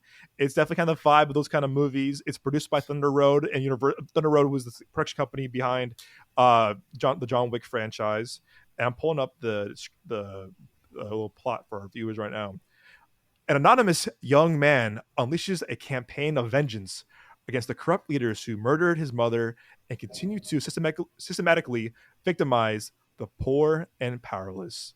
And this is again Dev Patel as the lead role. It's his directorial debut. He's writing it. Nick, my friend, as always, man, your thoughts first. What did you think of Monkey Man? So overall, I loved Monkey Man, especially for like this is like you said, this is his directorial debut. Like I think he did a fantastic job. The camera work, especially, I thought was very Mm-hmm. unique. Without spoiling it, like it was obviously a little bit of shaky camera for some of the fight scenes, but again, it's like they kind of did a. Well, I won't say that, but they did something very interesting with it, and it helped put you like in the mind of the character like during these fight scenes, which is really cool. Um, the the world itself was very rich that he lived in. A lot of the characters were very interesting, and I again without spoiling anything, I definitely would like to see more of these characters, you know what I mean? Like, and it, like just kind of delve deeper into like maybe like their history or their philosophies or whatever, their stories overall, basically. But I thought it was really cool. Dev Patel he killed it in this kind of how you said like John Wick esque role, and that's the thing about this movie. Like, yeah, there's definitely similarities to John Wick, especially tone and action wise, but the movie while including all of that stuff, it definitely went in a direction that I didn't expect, Mm-hmm. which I appreciated and I thought was really cool. And it helped me enjoy the movie a lot more than I thought I was going to. Um, but yeah, it was dope. I loved it. I loved it. I loved it. It was the action it was just ferocious and like vicious and brutal, but the choreography was amazing as well. Um, Dang, probably like 8.59 out of 10 for me. I'm with you on that, man. I'm with you on that. It because you and I both had the same kind of reaction watching. We were like, "Oh shit, damn!" or "Ah, that's cool, that's cool." We like that. Yeah. Like we were like really giddy the entire time. I'm with you, man. This movie's great, man. This movie, what a movie. And I don't know if you know, I think I told you this last night too, before the movie began, that the story behind this is so interesting for our little kind of for our listeners too. So Dev Patel shot this movie like a couple years ago, right? Netflix bought it back in 2021, right? And Netflix has a repetition of buying everything and anything basically. Mm. And they bought this movie, and then they said, "No, we're good. We don't want it anymore." But no one else can buy it. And that's some shit like Disney does a lot, where it's like, okay, if you're not gonna make it or put it out, produce or distribute it, then sell it. Like, why keep it then? Like, what's the point of keeping it? Right. So Jordan Peele, as the man, the myth, the legend that he is, saw this movie, saw a cut of the movie, loved it, and Jordan Peele has a lot of clout. He has a a partnership with Universal, his first look deal, Universal, producing and writing, directing. Obviously, he loved it so much, he got a studio on board to buy it off of him, and that like Dev Patel was like, "Oh my gosh, thank you so much." So not only did Jordan Peele Universal save the movie from being gone forever, it also was given a theatrical release thanks to Universal, Jordan Peele. So Jordan Peele, man, is the guy, man. He is the guy right now. Like, in terms of That's like, facts. I just feel like you hear things about Jordan Peele like behind the scenes of like helping out with like young aspiring filmmakers and horror filmmakers and helping people get their movies made, whatever. So like, I don't know, man. Good for Jordan Peele, man. Like, this man is on a roll, and like I'm so happy to see this guy kind of like it's kind of just like rise of like just a powerful creative person from from Mad TV to Key and Peele now to this, man. It's so cool to watch, hear all these stories of like him behind the scenes, kind of like the Dark Knight in a way of like, Bro, no, you're telling me, because when they said fucking when they released the Get Out trailer and it's like from director Jordan Peele, I was like, Jordan Peele. right. I remember that. I was like, oh, okay, but it just like fuck, the movie was incredible, and like you said, like just his rise and kind of like almost like the role that he has played, just being so instrumental to all these amazing films, his trilogy of films for sure, but also the Monkey Man. It's like, wow, this dude he's so fascinating. It's so fascinating to just like watch his career unfold, and it's definitely very inspiring for sure. But like, Yeah, man, it's like Jordan Peele, you're kind of the guy. And like, I would like, just because I'm a comic book fan, I would love to see him do like a Marvel or DC movie. But it's like Blade. at the same time, if he said like, I'll never do those movies, hey, you're Jordan Peele, and I respect it. Dude, he would have been a good get for Blade. He would have been a Oh good yeah, get for Blade, man. He would, or I, yeah, he could do, yeah. I could see him also do a Dark Universe thing, given his like love for horror. But I think he wants to do yeah. like original stuff. I mean, he rebooted Candyman, so like again, he'd done franchises before, but man, he could really do something special with the DC or Marvel. He would have been good get for Blade, man. Dang, I would low key, I would consider him for a Spawn movie too. Oh, dude, Because you mentioned yeah, Candyman, I would do that. Dang, with Yahya Abdul-Mateen II as Al Simmons Spawn, that could be cool. Like, no disrespect, I don't see Jamie Foxx in that role. And there's been, they've been saying like, oh, well, Jamie Foxx is going to be the new Spawn, but it's like, hey, didn't y'all say that like fucking 10 when we years were in ago. high school or something like that? Yeah, it's like, what's going on? What's going on with all that? You Wow, remind no, that'd be really cool. Spawn movie, Yahya Abdul-Mateen II with Jordan Peele either directing or at least producing. Ooh. Yeah, he's a lot of even things he produces. He writes what he produces because he wrote Candyman as well. Hmm. Oh man, dude. That would be incredible. I mean, Who again, would you give him for Marvel or DC? Now you done piqued my interest. I honestly, the Spawn thing is cool because the Spawn Hmm. thing is up his alley, Yeah, and I think like what he could do with that, especially, and like the tone of it all, and like having Abdul Mateen, who again perfect. Yeah, I love Jimmy Fox. He's one of my heroes, one of my idols. I love the guy so much. But the movie's been in development for a long time, where I think it's like, hey, you know what, man, this got cut ties with it. And I think Yaya is a built enough and kind of like on the rise as like kind of like hot actor right now, that yeah. that would be good, dude. That And would be he's young good. enough too, because he's no again, no disrespect to Jamie Foxx, but like he is kind of up there in age. Like, he takes care of himself for sure, but Oh, for sure. it would just with Jamie Foxx, it's like, well, how many potential sequels could you do? Right. Right. And again, I think Jordan Peele would be good to like not do the sequels, but like just do like the first one and kind of just like pass it off to someone else, but still producing it and still kind of like shepherding it. I like that a lot, Nick. Yeah, I like that a lot, man. That's up his alley, man. That's up his alley. yeah, that would be dope. That would be dope. Ooh, I want to see that movie now. Dude, I would love that. But but to your point too, like I love that with this movie, he's expanding his production company, Monkey Paw Productions, through Monkey Man actually. Ironic. Full circle, full circle moment. But I like that. Like this is kind of his first movie that he's producing that isn't a comedy, but also like it's an action movie. It's a hardcore action, revenge story. So I like seeing filmmakers and creative people like him to like expand their kind of like horizon, expand their kind of like portfolio. So it's really cool that he saved the movie from being extinct, but also too he's Yeah. kind of expanding his kind of like company to do more like not typical horror stuff. So that's pretty cool that like kind of saved the day with this movie. And also too, it's on our theater reaction. I love that Universal gave this movie a theatrical release. They could have been like, "Yo, put on Peacock, whatever. We'll sell it to Netflix." Oh, not Netflix. They bought it from Netflix. So someone else that like they were committed to making this movie for the big screen and an original movie. Again, props for that. This movie told us to Lee when we ended that was like it's brutal, it's gritty, it's intense. And I think what you said too beautifully in that our theater reaction, that the brutality of it all is very present because the majority of the movie, the violence is very hand to hand combat. It's not like a lot of gunplay. It's not really gun fu as they call it in the John Wick movies. There's some fight scenes that made me kind of like all of us kind of like squeamish. Like the one scene, again, no spoilers, with like a knife and a neck. We were like, ooh, we were like, my neck. Yeah, no, it was definitely brutal for sure. It was kind of like, oh shit, like it was like, okay, dang, I didn't think it was gonna like really go that far with it, but they did, and it worked. It worked for the story, so it was all just it was all chef's kiss, as they say. Chef's kiss, man. Oh, it is like the perfect platter of a menu, basically. It's like the smorgasbord of like perfect violence and action. Yeah.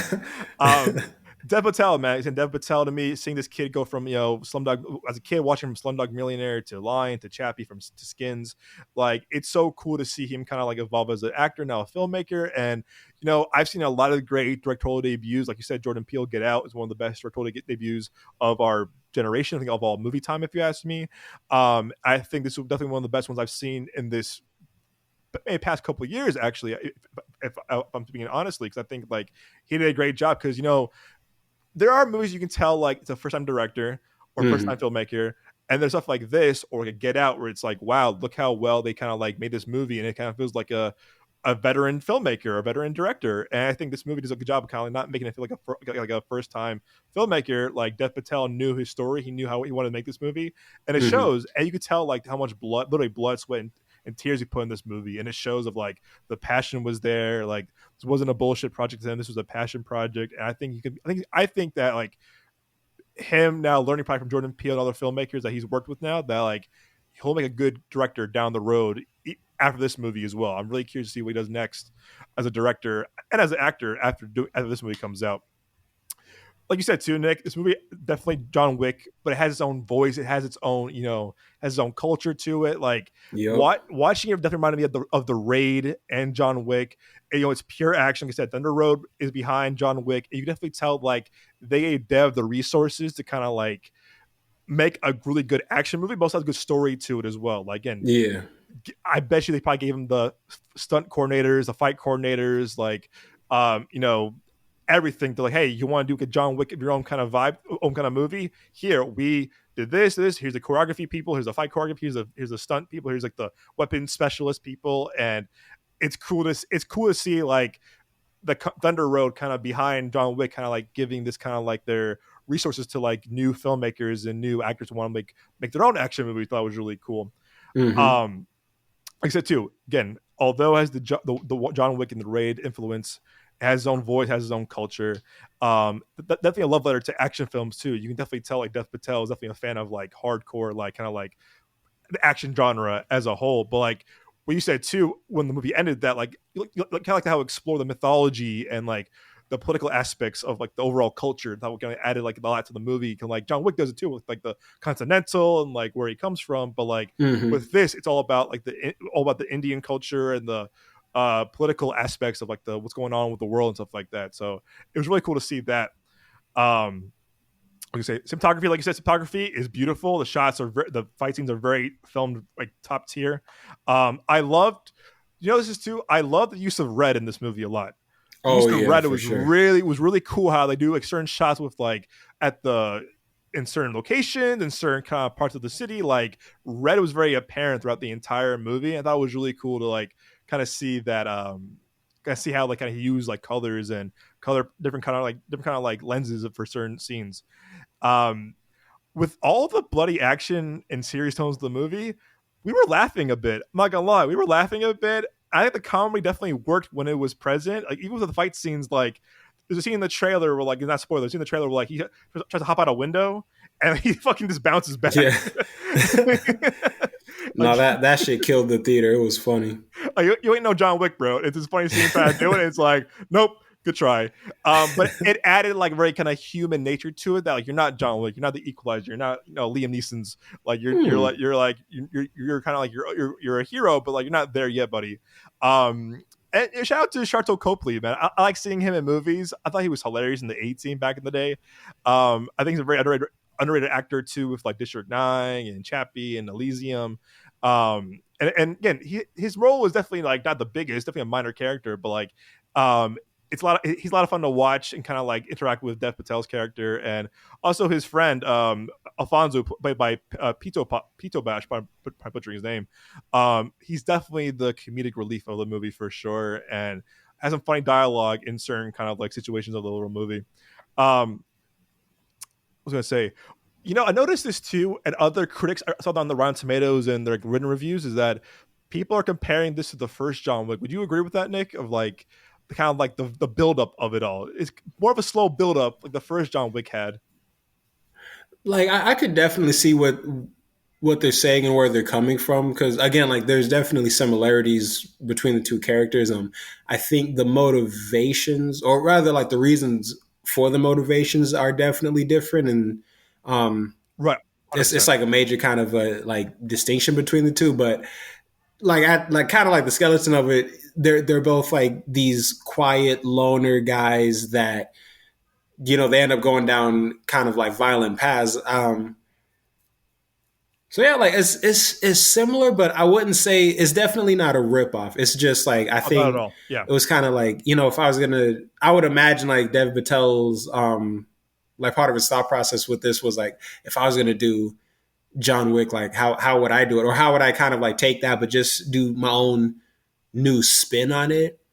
Because again, it's like the revenge part is there, but there ends up being a lot more to the story, which is Absolutely. interesting. So, and not that, well, to be fair, like, I feel like John Wick didn't really go there with it. Like the whole thing with John Wick was it was a revenge movie, and then it was just kind of like the consequences of the revenge, which Well is said. interesting, but it's not necessarily the same thing that the Monkey Man was doing.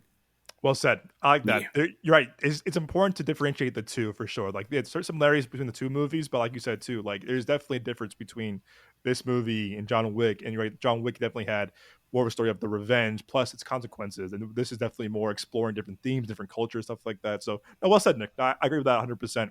Thank you. I like that a lot. And what I think too is that I think yesterday too is that we both said this at the reaction and after the movie ended as well, is that like the movie definitely took its time to kind of like give Dev Patel's character as kid the proper journey. Like Mm-hmm. it wasn't like a, oh look, boom, he's into it again. But like it took its time to kind of build up and kind of just like see his journey, his arc, whatever. And yes, there's so many badass action and there's so much cool stuff to the movie, but they really do explore the themes of a hero, vengeance, and also like, you know, why are you doing this? I think, which to your point earlier, that John Wick does that to a degree, but it does it really differently in this movie, in this story. Yeah. Yeah, which I really do appreciate when the movie kind of takes its time to kind of like explore an arc, explore a hero, explore why he's doing this, why he or she is doing this, and like kind of just like they're kind of just like overall psyche and like how like what got them to this point, like what got them to this point, what did they go through, what was their trauma. You can explore the culture, explore the trauma, and how do they become this person that we see on screen. Mm-hmm. Even though again I would give like 8.5 out of 8.5, solid 8.5 out of 10.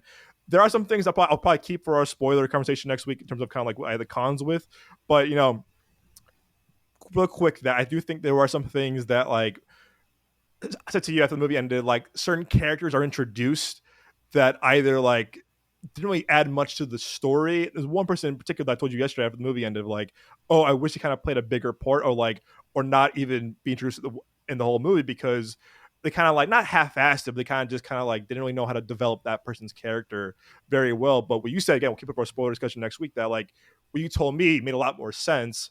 And I kind of wish to kind of explore that path of that certain character, if that makes sense. Mm-hmm.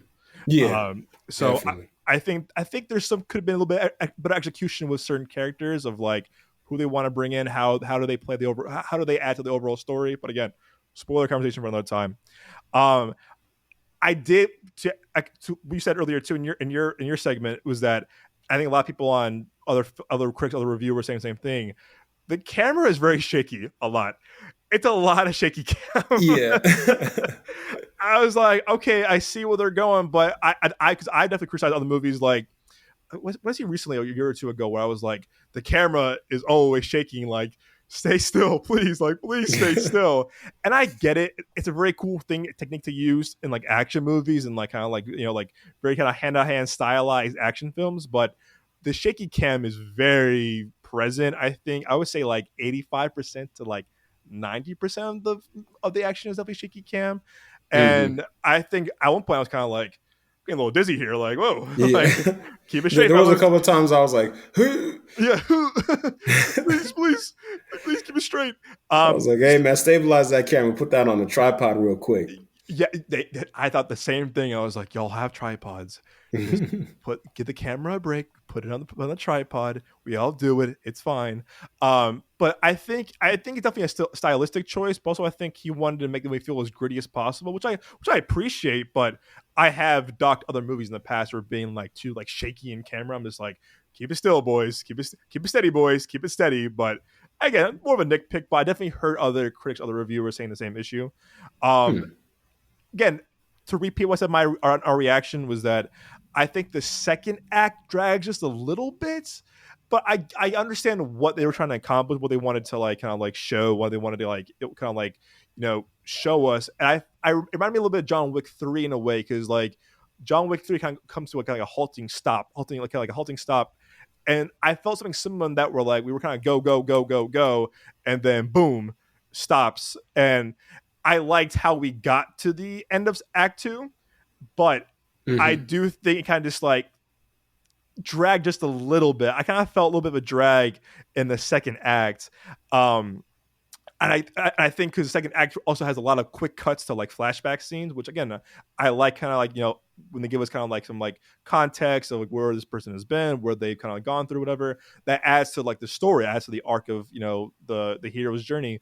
But I think Act Two kind of relied a little too heavy on quick flashbacks or quick cuts. Kind of spent a little too much time, kind of just dragging the story on a little bit. But again, more of a nitpick, Yeah. but I can notice that a little bit in the second act. Um, you know, the what I to your point too. If they do a sequel, I'm with it. Again, we'll do a spoiler discussion about it next week too. But like how we think about the ending and other things. If they do a sequel, I told you yesterday, he has to fight Curious George. He Oh my has to god. fight. He has to fight Curious George. Because as Twitter's Crazy, bro. Crazy. as Twitter is telling me, this is hot monkey spring in terms of Godzilla versus Kong, Monkey Man, as well as a Kingdom of the Planet of the Apes. So I'm just saying, there's a sequel. I Didn't think, even say have a fight Godzilla. You went straight for Curious George. hey man, Curious George is a reboot too. He has it coming, bro. The man in the yellow hat, bro, ain't gonna save him anymore. Ain't gonna save him anymore. That would be insane, dog. That would be fucking crazy. Because another thing too, I think Universal also owns Curious George, so like they have the rights to both. So, Oh, okay, so interesting. I didn't know that. if Curious George can start doing his push-ups, man, do some like hit the Peloton, bro. It'll be a fair fight. It'll be Yeah. but Oh man. jokes aside, no, I would love to see. I would like to see a sequel. I think Dev Patel definitely knows this character better than anyone else. I think that there's like to more, to your point too, like more to explore within the culture, within the kind of like the themes of like what they're trying to accomplish, and Mm-hmm. like there's definitely room for a sequel if they can do it right. Like if they can do like a John Wick level of sequels, like you can say you got it down, you can do it. The world's yours. I think Jordan Peele being involved is also very helpful to him. if they keep Thunder Road involved as well. I think Dev Patel has a lot of things to his access, a lot of access to a lot of like utilities and a lot of kind of just like production stuff. So hope it does well. But again, I hope it does well. I'm really excited to see what Dev Patel does next, and I do want to see maybe him show up in a Jordan Peele directed movie down the road. Would you agree with that? Yeah, that'd be dope. That'd be dope. Because in an interview, I think on Fandango or Rotten Tomatoes, that like Jordan Peele kind of hinted at like working together again in something, maybe his next movie, his mystery movie he's doing next for Universal that we have no idea about.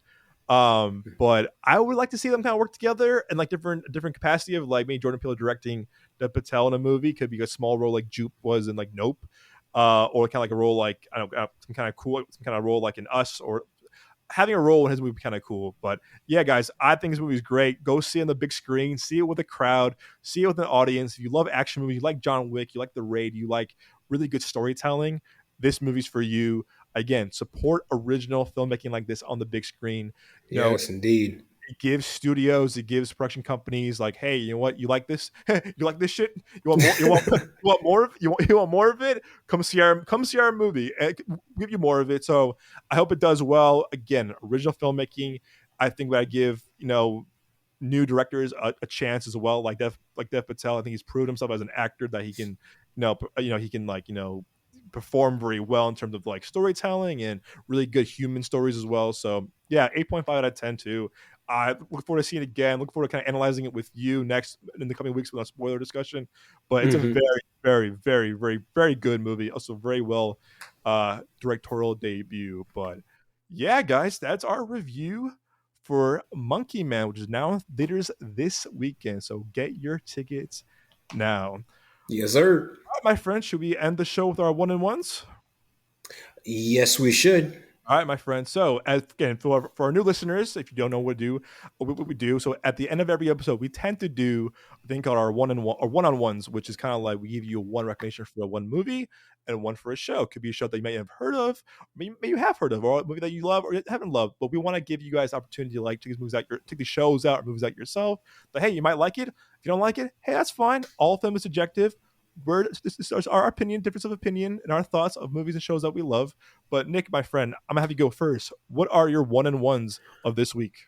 All right, bet. Well, since we had the conversation of or about Van Helsing for the movie portion, if you could kind of call it that, I'm gonna get into that in a second. For the movie portion of my one-on-one, I'm going to say Van Helsing.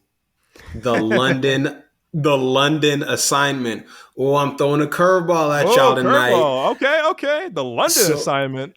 So I don't know how many people know this, but I came across this 33-minute animated film, I guess.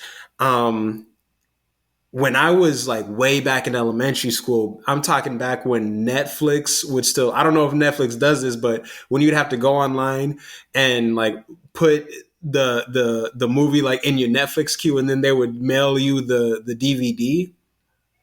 Bro, those are my days, man. That was my hobby, was just adding movies. Like I was like, I'm gonna become an encyclopedia of movies.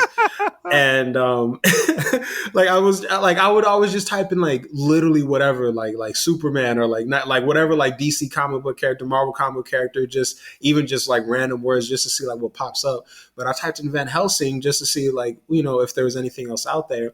And apparently, going back to Van Helsing, the London assignment, for that movie, they made it was a 33-minute animated film, which is a prequel to the live action Hugh Jackman movie. And so in the movie, when Van Helsing meets Mr. Hyde and they're having that little like interaction, in the live action movie, he says something like, "You got me like pretty good," and he lifts up his arm and he has a hole in his arm.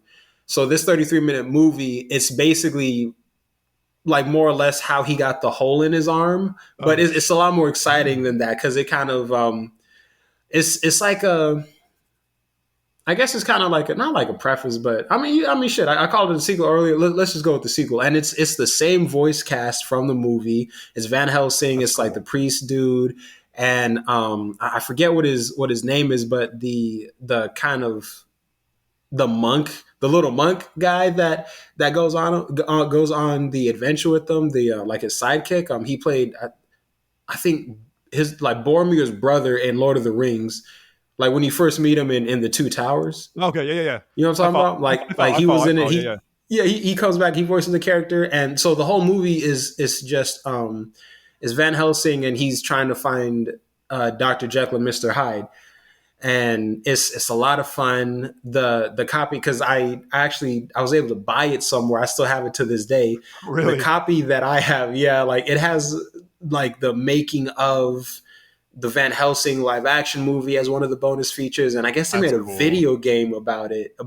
They made like a Van Helsing video game, so it goes into like the making of the video game, and there's like cast interviews with Hugh Jackman where they're talking about the live action movie as well as doing the animated movie. So a lot of fun, a nostalgic kind of childhood classic for me. And even though it's animated, like it definitely doesn't shy away from like the violence. It has its bloody moments, which is cool because it's like they don't really hold back. The animation is a little wonky at times, though, I will admit, but it was a lot of fun. So if you guys want to check out Van Helsing: The London Assignment, I would definitely recommend it for sure. Question for you, real quick. Sorry to Yeah, yeah, yeah. interrupt. What's up? I'm looking at it right now online. Is this the same animation as like the Animatrix? It looks like it. No, definitely not. No, different. Okay. Nah, like no disrespect to this movie, but like it just like some of the animation felt like you guys didn't have like the biggest budget for this. So I'll say that. Oh, Like I it can was like tell. it was I passable. see. Like if I don't know, did you have like channel 8 or channel 61 on your TV when you were a kid, like for like the cartoons and shit like Yeah. that? Oh yeah. Totally.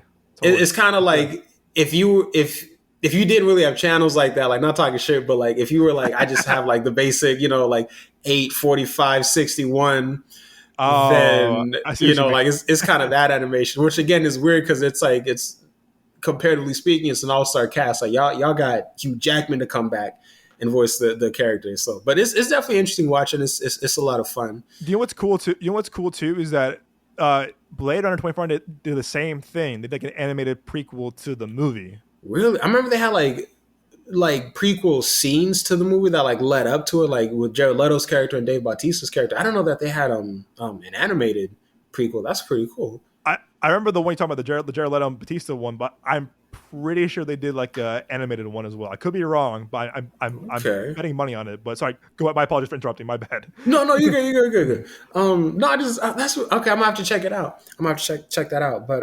for my show, I don't know if I don't remember bringing this up, so I'm gonna bring it up now. It's the show called Young Justice, and it's kind of like the Teen Titans show because it's all the sidekicks and the younger heroes, but they they all exist like in the larger DC world, so they don't only allude to like Superman and Batman. Like the entire Justice League throughout the show will always kind of like show up, and it's like they exist alongside those characters. But like I said, like it's kind of like Teen Titans because it's all of the sidekicks and the younger characters, and a lot of characters like I didn't even know about, which is kind of cool. But it's like tonally, it's very different. It's as far as kid shows can go, it's darker and it's like kind of more serious and gritty than the Teen Titans show. Like it doesn't have like the anime influence. It's very kind of like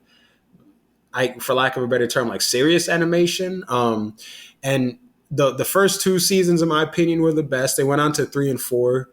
3 was weak. 4 was a bit of an improvement, but like the first two seasons, man, like season 1 specifically, I think season 1 is probably the best season. The way like just how intricate and like nuanced the story is, and just like 2 and 3, they're like expansions of it. But it's like each like season 2 takes place like 5 years after season 1, and then 3 is 2 years after season 2, and then 4, oddly enough, just kind of picks up right where season 2 left off. But it's when you're doing like those time skips, it does allow for like a lot more story to kind of come through. Yeah. You know what I mean? Because it's like you don't have to like set it all up. You can kind of just start right in the middle of it, and then like that's kind of a fun aspect of watching the later seasons, because it's like it's almost like a mystery to figure out like, wait, what is everyone talking about? Because they'll like reference something that kind of happened in the past, and maybe it has something to do with the current plot, or like maybe it's just like this is kind of like a character thing or whatever. But either way, it's really fun. A lot of fun characters, and there are even like some characters that were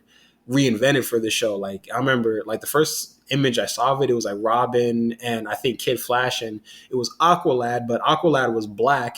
So I was like, And then when you watch the show, like he's a very unique character. He's not just like the token black character. Like he's arguably the best character. He has layers. The best teammate basically, and even as the season progresses, like he just kind of like never. He's not like a perfect character necessarily. Like he goes through his shit, but it's like he's kind of like the ideal. Like he's the one that not necessarily everyone strives to be towards, but he definitely sets an example, which is really cool to see. And so yeah, that's my one-on-one. The show is Young Justice, and the movie is Van Helsing: The London Assignment. Yeah, I'm looking at the Young Justice cast right now. It gets some like heavy hitter voice actors. Nolan North. Hell yeah, it's dope. If you have Max, HBO Max, whatever it's called, like definitely check it out, man. It's fun. It was like one of my favorites. I'm looking right now. Before the show started, our pre-show we talked about like shows that kind of like took a jump, and yeah, it was 2010, 2012, and then it jumped to 2019. So some time has passed. It looks like it's still kind of like stay consistent, which is cool. Yeah, because after the 2010 season 2 era, it low key got canceled. So that's what that 9-year hiatus was, because it got canceled, but it left off on a pretty significant cliffhanger, and like the fans were just, it was kind of like the Snyder Cut. They were like, bring it back, please. And, when I think it was when DC had launched that like DC Universe I remember that website, it came through on there first, I want to say. Really? I think like season 3 debuted on there. It was either that or like HBO Max, or it was supposed to be on DC Universe, but then when HBO Max was coming out, they were like, no, we'll just put it on Max instead. It was like around that time. They're like, yeah, let's put it on there. Let's put it on there for now. Yeah, because that DC Universe, that lasted for like the shorter, like it's still around, but it's like they were making it seem like this is Netflix for all things DC, because they're like, we have all the movies, the shows, and all the comics and shit like that. But it was admittedly very underwhelming. It was like, you have like most of the movies, but again, y'all pull a Netflix where y'all like switch them through, so they're not even on here like all the time like that. And they barely had any shows. They had like, it was this fucking random ass like The Human Target show, where I guess it's like this obscure ass character, and where he just disguises himself as other people and does like detective work, I guess. And I remember they made like a show about it, and that show was never not on the DC Universe app. Like that shit stayed, because like I'm not trying to watch that shit. Like, bro, put some Smallville on here, man. God, like they didn't have Smallville on there. That is insane. That's weird. Yeah, because it's on Smallville's on Hulu. Because I wonder if that's because I remember like when it was on TV, it was on ABC, or like you could catch episodes on ABC Family. So I don't know if like maybe like while it like, yes, it's Warner Brothers, but do they have a deal with Disney or something like that? I remember seeing it on HBO Max. I remember seeing Smallville on Max or HBO Max like not too long ago. I swear, dude. I swear. Oh man, I'm about to look, because I'm like, it makes more sense for it to be on no, you're Max. Right. It's on Hulu. It's on Hulu. I bet you they probably licensed it out.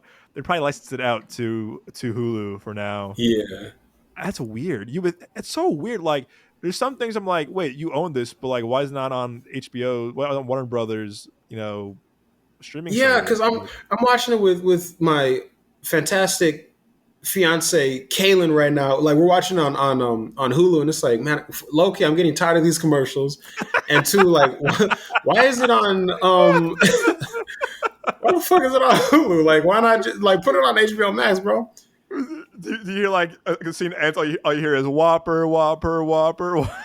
Dude, for real. And it'll be like some like bombshell, like maybe I can go back in time and save Krypton, and then it just immediately cuts to a fucking Burger King commercial. It's like, Bro, what?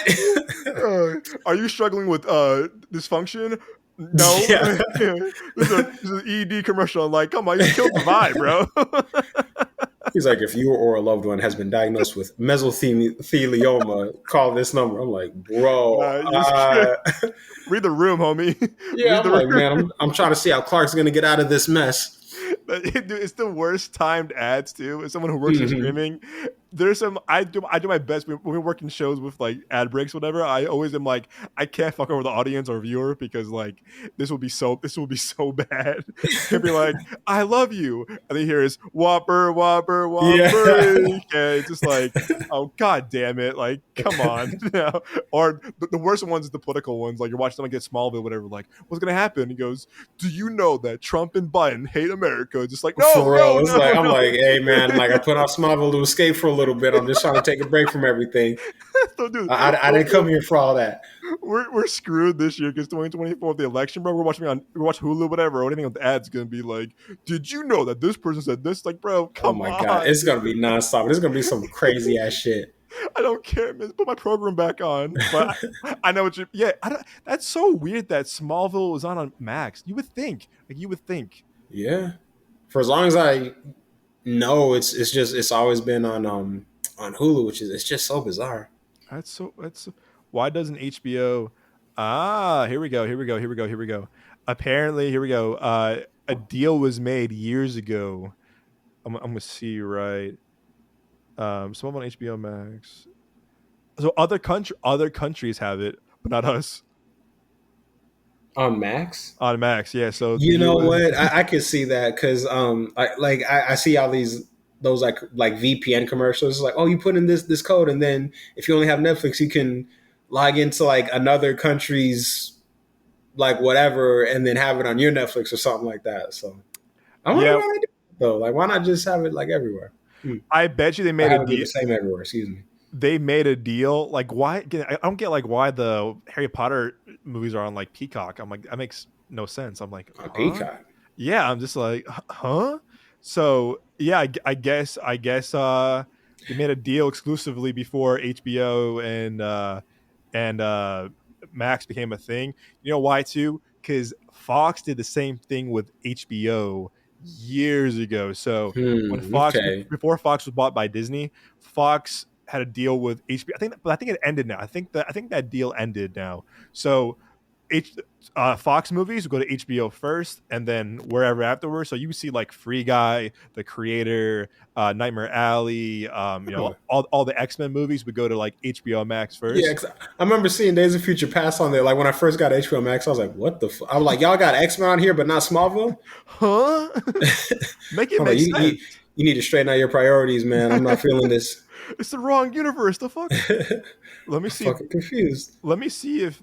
Let me see real quick before before doing my one-on-ones. Let's see if like. Let me see if like that ended. Let's see. 20th century. Yeah. Yeah, Yeah. Yes. So it looks like it ended. It looks like it ended last year. curious, So yeah. curious. So looks like that ended. Whatever.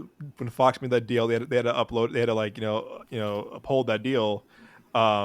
Hulu because the creator went right to Hulu, and I was like, oh, that makes sense because it's Fox Disney. Um, yeah, looks like they yeah, huh, interesting. Interesting. Yeah, but I bet you though. I bet you though, Nick. I bet you give it like a year or two, like especially with the new DC stuff. I bet you WB gets the HBO gets the rights back to Max. I bet you. I bet you that deal kind of expires the next couple of years. 100%. I could see it. When what happened, I have no idea. But yeah, we'll see. All right, for my one-on-ones, yeah, I've been thinking about this a lot recently. I don't know, I think like shows I haven't seen in a while or movies I haven't watched in a while. But I love reading. I love watching. A segment on GQ on YouTube, like the movies that like made me, or it's kind of just like the my iconic careers. Like Hmm. they've had like great people on that segment, and they had Dan McBride, who I like a lot. I think he's hilarious. And I've recommended a lot of his shows before, like Eastbound and Down, Vice Principals, Gemstones, stuff like that. and you and I both liked movie that everyone else hates, Exorcist Believer. Movie that Man, I don't know what the fuck happened with that movie. to this day, man, I'm very proud. But we are the only critics that like that movie, and I'm cool with that. I'm cool with Yeah, that. I'm like it was fine. It's not The Exorcist. It's like nothing will top the first one in my Of opinion. course, But I mean, shit is dope. it's good. People hate that movie just to hate. Yeah, Um, people like to talk shit. literally. So he had a great interview. He had a great interview about his like most iconic roles, from like Tropic Thunder to Hot Rod to like all these movies. And then the movie that I think is really underrated is called The Foot Fist Way. You know this movie, Nick? No, I don't think I do. If you like Napoleon Dynamite, you like kind of like the low budget comedies. It's basically like shot like very low budget. It's his first movie ever with his friends. Do like Eastbound and Down with whatever. Dan McBride plays this kind of like karate instructor for these kids, Oh Lord. and it's like it's Oh so my gosh. it's kind of feel like documentary style, like kind of mockumentary style in a way. This Uh-huh. movie, bro, is how. Speaking of Max, it's on Max. This movie, bro, is hilarious. I haven't watched it in a long time, but like watching like the interview clips from it is so funny because like they're trying to teach these kids like karate and stuff, and it's like Danny McBride trying to teach karate. Oh, I would watch that. I'd watch that movie for sure. again, it would not be made in 2024, unfortunately. Like definitely not like PC, but like Right. it's funny, man, because the story behind it too, like to your point about being inspired, inspiration. This movie, so Dan McBride and his friends were still waiting tables, still working customer service jobs or whatever. And so they made this movie for like nothing, for like legit, like you tell there's no budget. It's a very Napoleon Dynamite, very, very, very like low budget movie. And so they got into Sundance. They go, yeah, fuck you. We're quitting our jobs. We're making it big. And so at Sundance, they premiered it at the worst time at midnight. And they're like, oh, okay. And apparently in the interview, Danny McBride says that like, Danny McBride says like, hey, yeah, movie starts 10 minutes in, half the audience leaves. Jesus. And there he was like, well, my life is ruined. But you know who saw that movie and he loved it? Was Will Ferrell. Will Ferrell Oh loved that wow. movie. He bought it from them and he produced it with him and his partner at the time, Adam McKay, actually. Adam McKay at the Oh time. yeah, that's dope. And so, like, he credits a lot of Adam McKay, kind of like Adam McKay and Will Ferrell kind of saving his career because he was like, well, I'm screwed. I quit my job, now like the movie that no one wants to buy. But like, Hmm. Will Ferrell, Adam McKay loved it. They wanted to produce it. They wanted to distribute it on their own. So if you like it, it's very early 2000s mockumentary style. But Dan McBride teaching these kids karate is so funny because he's so serious too. Like, I am your sensei. And stuff like that. I gotta see this And movie, man. he's a bad mustache, like a flat top haircut. It's super funny, but it's not PC obviously, but like these days. But it's funny if you like the low budget kind of like humor. It's funny, but yeah, The Foot Fist Away is my movie. And for my show, I'm kind of the show I there's a show I saw during COVID that stuck with me to this day. That put a knot in my stomach in a really weird way. Do you know the show called A Teacher? Yeah, with Kate Mara and Nick Robinson, the Yes. dude that was in all them commercials, like Yes. way back. What was it, like a phone commercial or something Phone like that? commercial? Yes, bro. Yes, exactly. You Bro, read my mind. when I started seeing him in trailers, I was like, wow, that kid really blew up. That's really cool. Hey, he had a good That's agent, so bro. He had a Yeah, good I'm like, agent. dang, what happened? I was like, who did you like know? But that's real. But no, I am familiar with the show. I haven't seen it, but I saw like all these like kind of video clips about it, and then I definitely try to watch like that last like the last scene. Yeah, it's a weird show. I'm not gonna lie. I remember I think who no I remember watching it at a time with someone that that won't say their person's name, person that was Mhm. singing at the time, and she was like, you should watch this movie, and what show, and I was like, okay, I watched, and then when I started, I was like, oh, the show was pretty good, whatever, but then when it turns, I felt kind of sick. I'm not gonna lie. Mm. Like I've never been kind of interested in kind of just like teacher student scandal stories. Like I've never been intrigued by Yeah, that kind of stuff. But I the was intrigued. subject matter was a bit much. Right. And when the movie ended, the show ended, and where I was in my life, it just stuck with me in a very weird way. Where like I think about the movie, I think about the show all the time. Had a great soundtrack, had a really good soundtrack too, with like LCD sound system and Tyga, like a lot of kind of early like 2000s like hip hop and stuff, like Hmm. alternative music, good soundtrack. But it's very gritty in a way, and like the way it progresses made me feel like kind of uncomfortable, and it put a knot in my stomach. And but it's one that I couldn't stop thinking about, and it's a very well made show. And also too, like we're all, you and I are both aspiring filmmakers, obviously. This it was a short film that Hulu and FX bought to make it as a series. So the woman who wrote the short film, directed the short film, was hired to expand her short film into a series.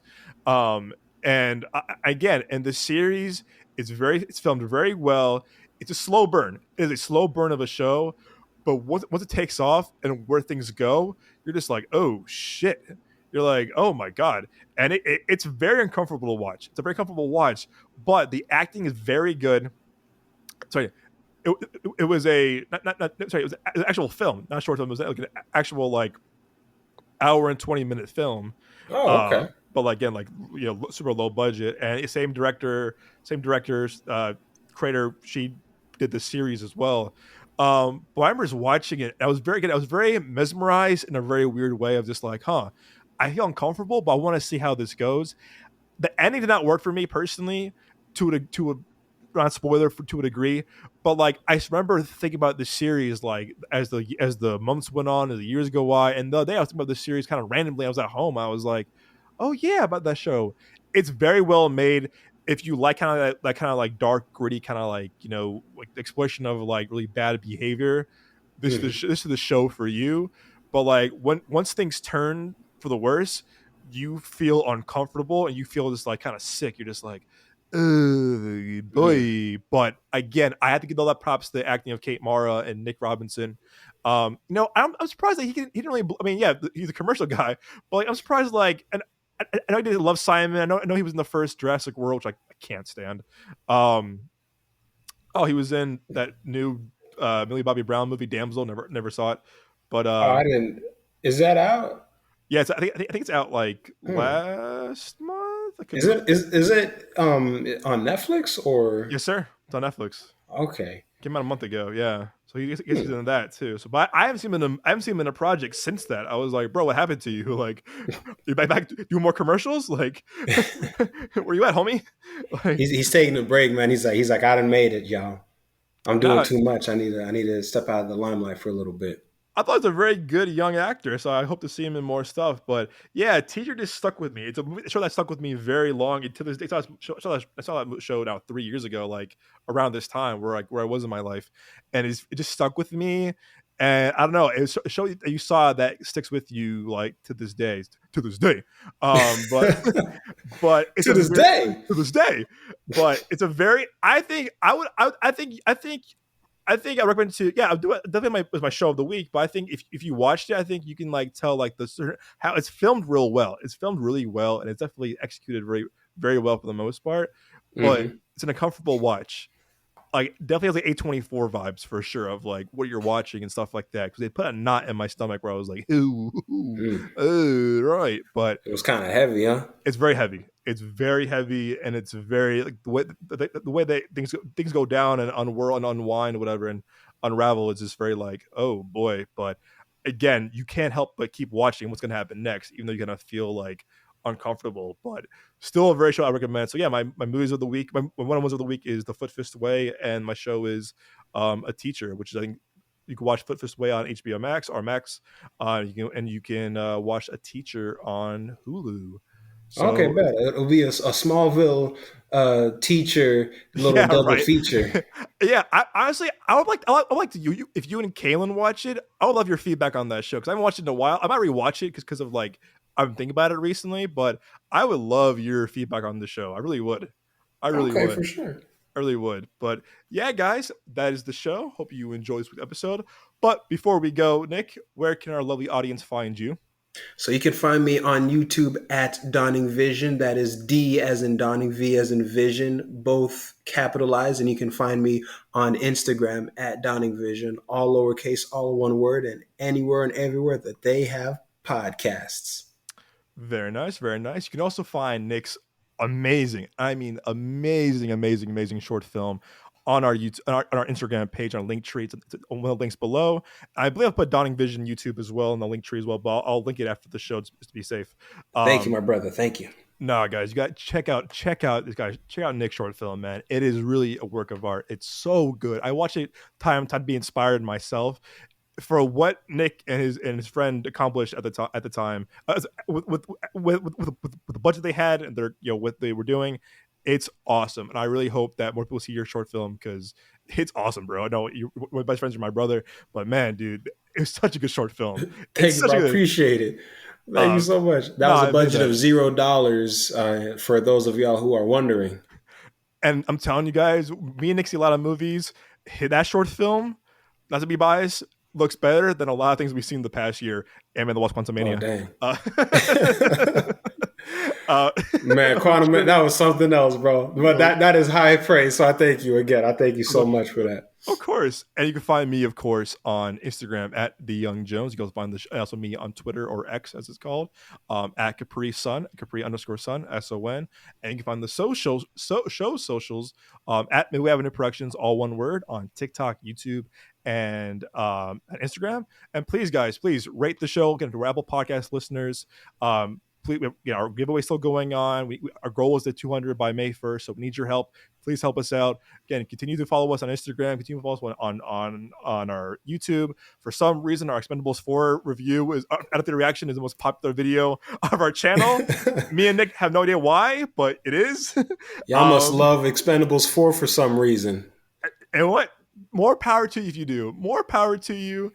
If you found that show, if you found our show because of that video, we are happy that you're here. You found that video. We appreciate it. Indeed. Welcome everybody.